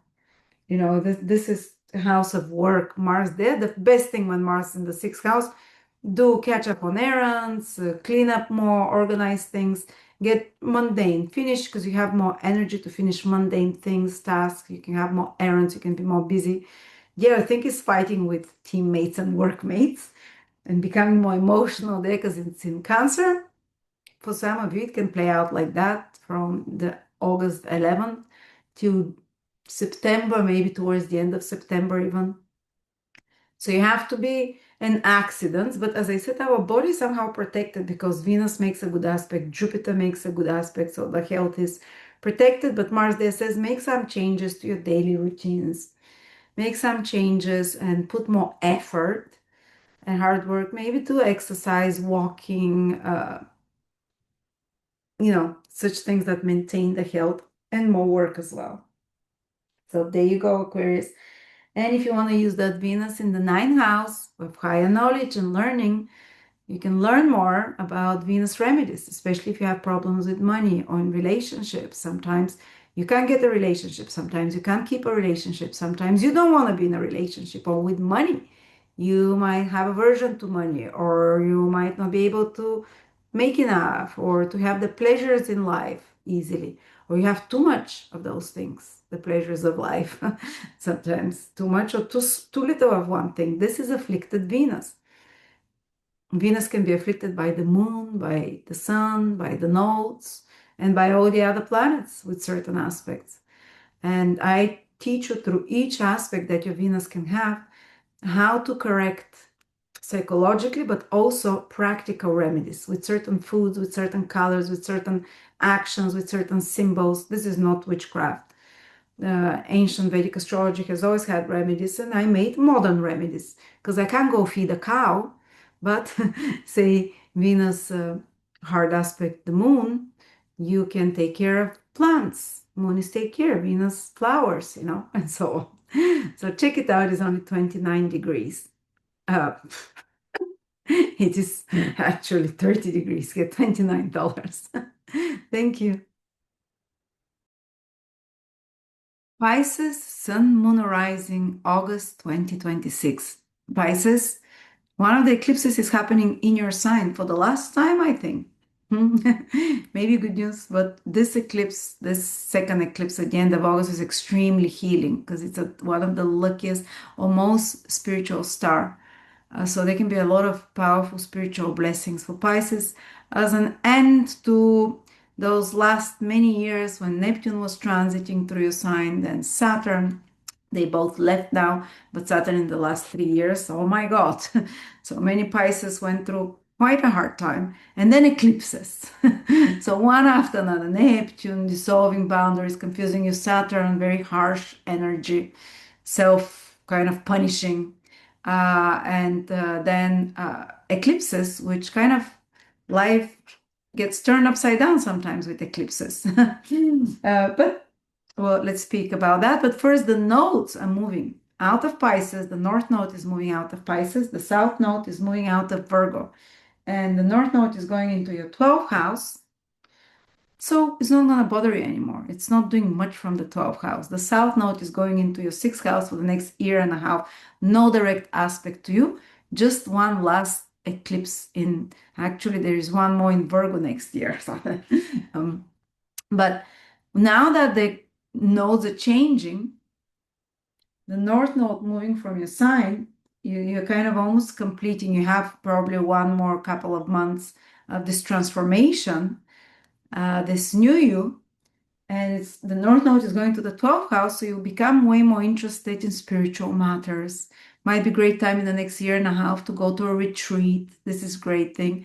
You can even meet interesting foreign people at retreats or travels, because 12 houses kind of escape from reality, but also have exciting experiences there, because the North Node doesn't like boring stuff. Or it can open a gate for you for foreign travel. My husband traveled for the first time abroad with the North Node and Jupiter, though, in his 12th house, and not just in one place. Like when North Node gives something, it's like suddenly from zero to hero. So he's never traveled to America, North Node in his 12th house. He's traveled in 10 countries in 1 month after that. So yeah, it can open the window for foreign places, foreign travel, meeting foreign people for a year and a half, exploring mystical knowledge or deep research. You can become very passionate about some deep research on astrology, or if you're a scientist, or if you're a lab worker, you have insights there, because this the 12th house, the house of downloads, realizations, even information in your dream, in your dream state. So it opens this interest towards this other world and messages from the invisible worlds, and visiting unknown places, exploring unknown topics, mystical topics, or if you work in anything to do with healing, with hotels, 11th house, tourism. If you work anything, sorry, 11th house, 12th house is hotels, tourism. If you work anything with hospitals or libraries, it's 12th house. Or if you work anything to do with healing others or spiritual work, again, Rahu can really enhance it there. And despite of it being a private house, while others might just prefer a bit more, it's the 12th house is like Pisces, a bit more private times and so on. But the danger is here is enhancing escapists' behaviors. So if you have such inclinations, try and find new ways rather than, alcohol, drugs, whatever. Because Rahu enhances the desire for that. You can find some substitute, something less harmful, or some spiritual escape instead. But my friend who has Rahu there in the 12th house, when she was having Rahu by transit again, so it was a North Node return, she started going meditating, astral traveling. Meditating, I'm telling you, 3 or 4 hours per day. So for some of you, it can unlock such experiences, hearing voices. But the South Node will be in your 6th house for a year and a half ahead, Pisces. So it can pull you out a bit of the mundane worries for, oh, did I pay the bill? Have I cleaned the floor? Oh, there is a stain there. So it can make you a bit less care about such things. But Jupiter is also in your 6th house. So the routines and certain habits and routines will leave your life that are tying you too much to the material, too much to the immediate environment. So your soul can roam a bit free away. And there is the first eclipse that's actually happening in your 6th house now in August 12th. You can feel it even before that, up to a month. And that can be, eclipse can be about with the South Node and Jupiter there. And it's new moon eclipse, something new, but you need to sacrifice something because it's South Node. You might let go of a job, so a new one comes. You might let go of a project that's not going well, so a new one comes. You might let go of some kind of medication you're taking, so you can start taking new or medication or some program of recovery, for example, or treatment with something new. And it will be a wiser choice because Jupiter is there. It's not going to mislead you into something ineffective. You can let go of some people that work for you, employees, for example, or a certain job. And if such things are happening, important events around your job or about your health and routines, they're not random, they are fated. Say a new employee comes into your life, someone you hire over the next 2, 3 months. Well, this is a karmic encounter. I'm not saying negative necessarily, but fated. And don't forget you have Jupiter there as well, and Jupiter is becoming visible, and Jupiter rules you. So you're gonna start seeing the good side of this house, sixth house, where Jupiter entered now, like a work opportunity. But you need to release or let go of something as well with the South Node there. So something better can enter your work environment, the colleagues that you work with, rivals and enemies. So if you're suing yourself with someone, sometimes it's those rivals and enemies as well. And actually, with South Node there, you release enemies and rivalries. You don't get stuck in them. You end them. You complete them. Um,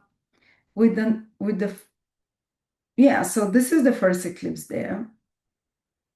What is also sixth house? Either work project, health routines that you can start new beginnings. But the eclipse that actually truly you're gonna feel now, because it's directly on your sign at 4 degrees Pisces. So if you have anything in the first, let's say, 8 degrees of Pisces, you're gonna feel this eclipse strongest. It's about transformation. It's with Rahu, the last whiff of Rahu. Rahu is the naga, the tail of the head of the dragon and or the serpent. So those early degree Pisces might go through a big transformation of releasing an outdated version of themselves and embracing a new, more empowered one, because Rahu is about empowering yourself in a sense. And it can also be sudden events that happen because Uranus is squaring from the fourth house. So if it's your ascendant in those first 7, 8 degrees, you're in a squaring, North Node there can be a big shift in your relationships as well, with important person in your life or with some important client, a big change there, or with some contract or agreement. But it's mostly because the eclipse is in your house. You are initiating some change yourself in your health, and people more in the early degrees of Pisces. Again, it's at 4 degrees. The closer the degree, the more potent.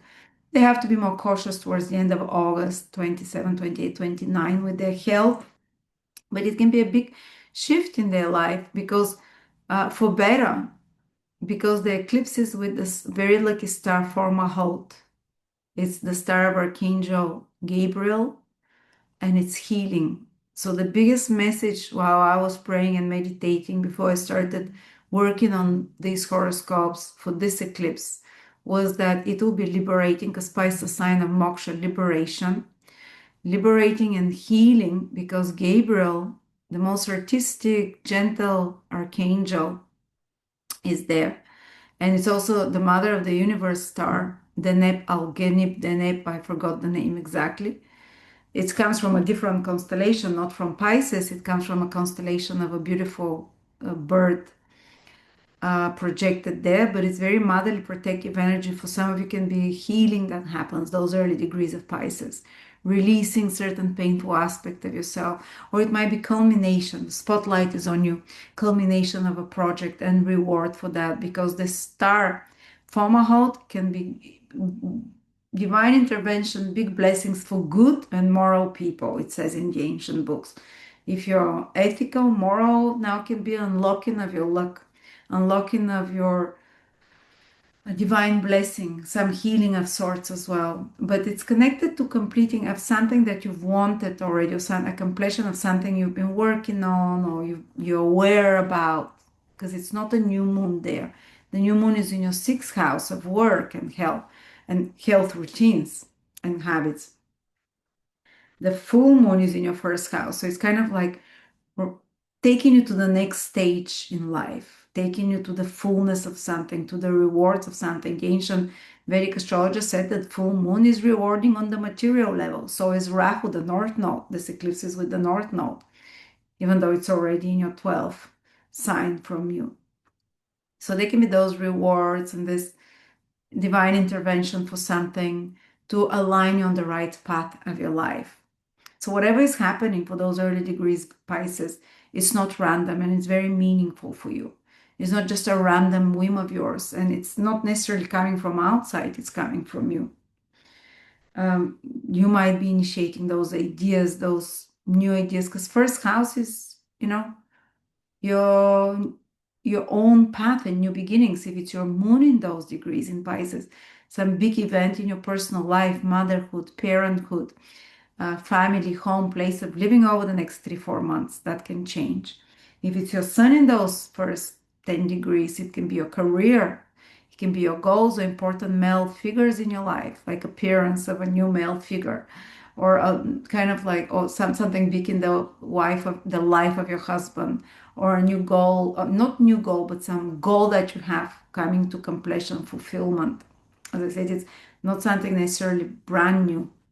And again, eclipse on the axis of the first and seventh house, meeting fated partners.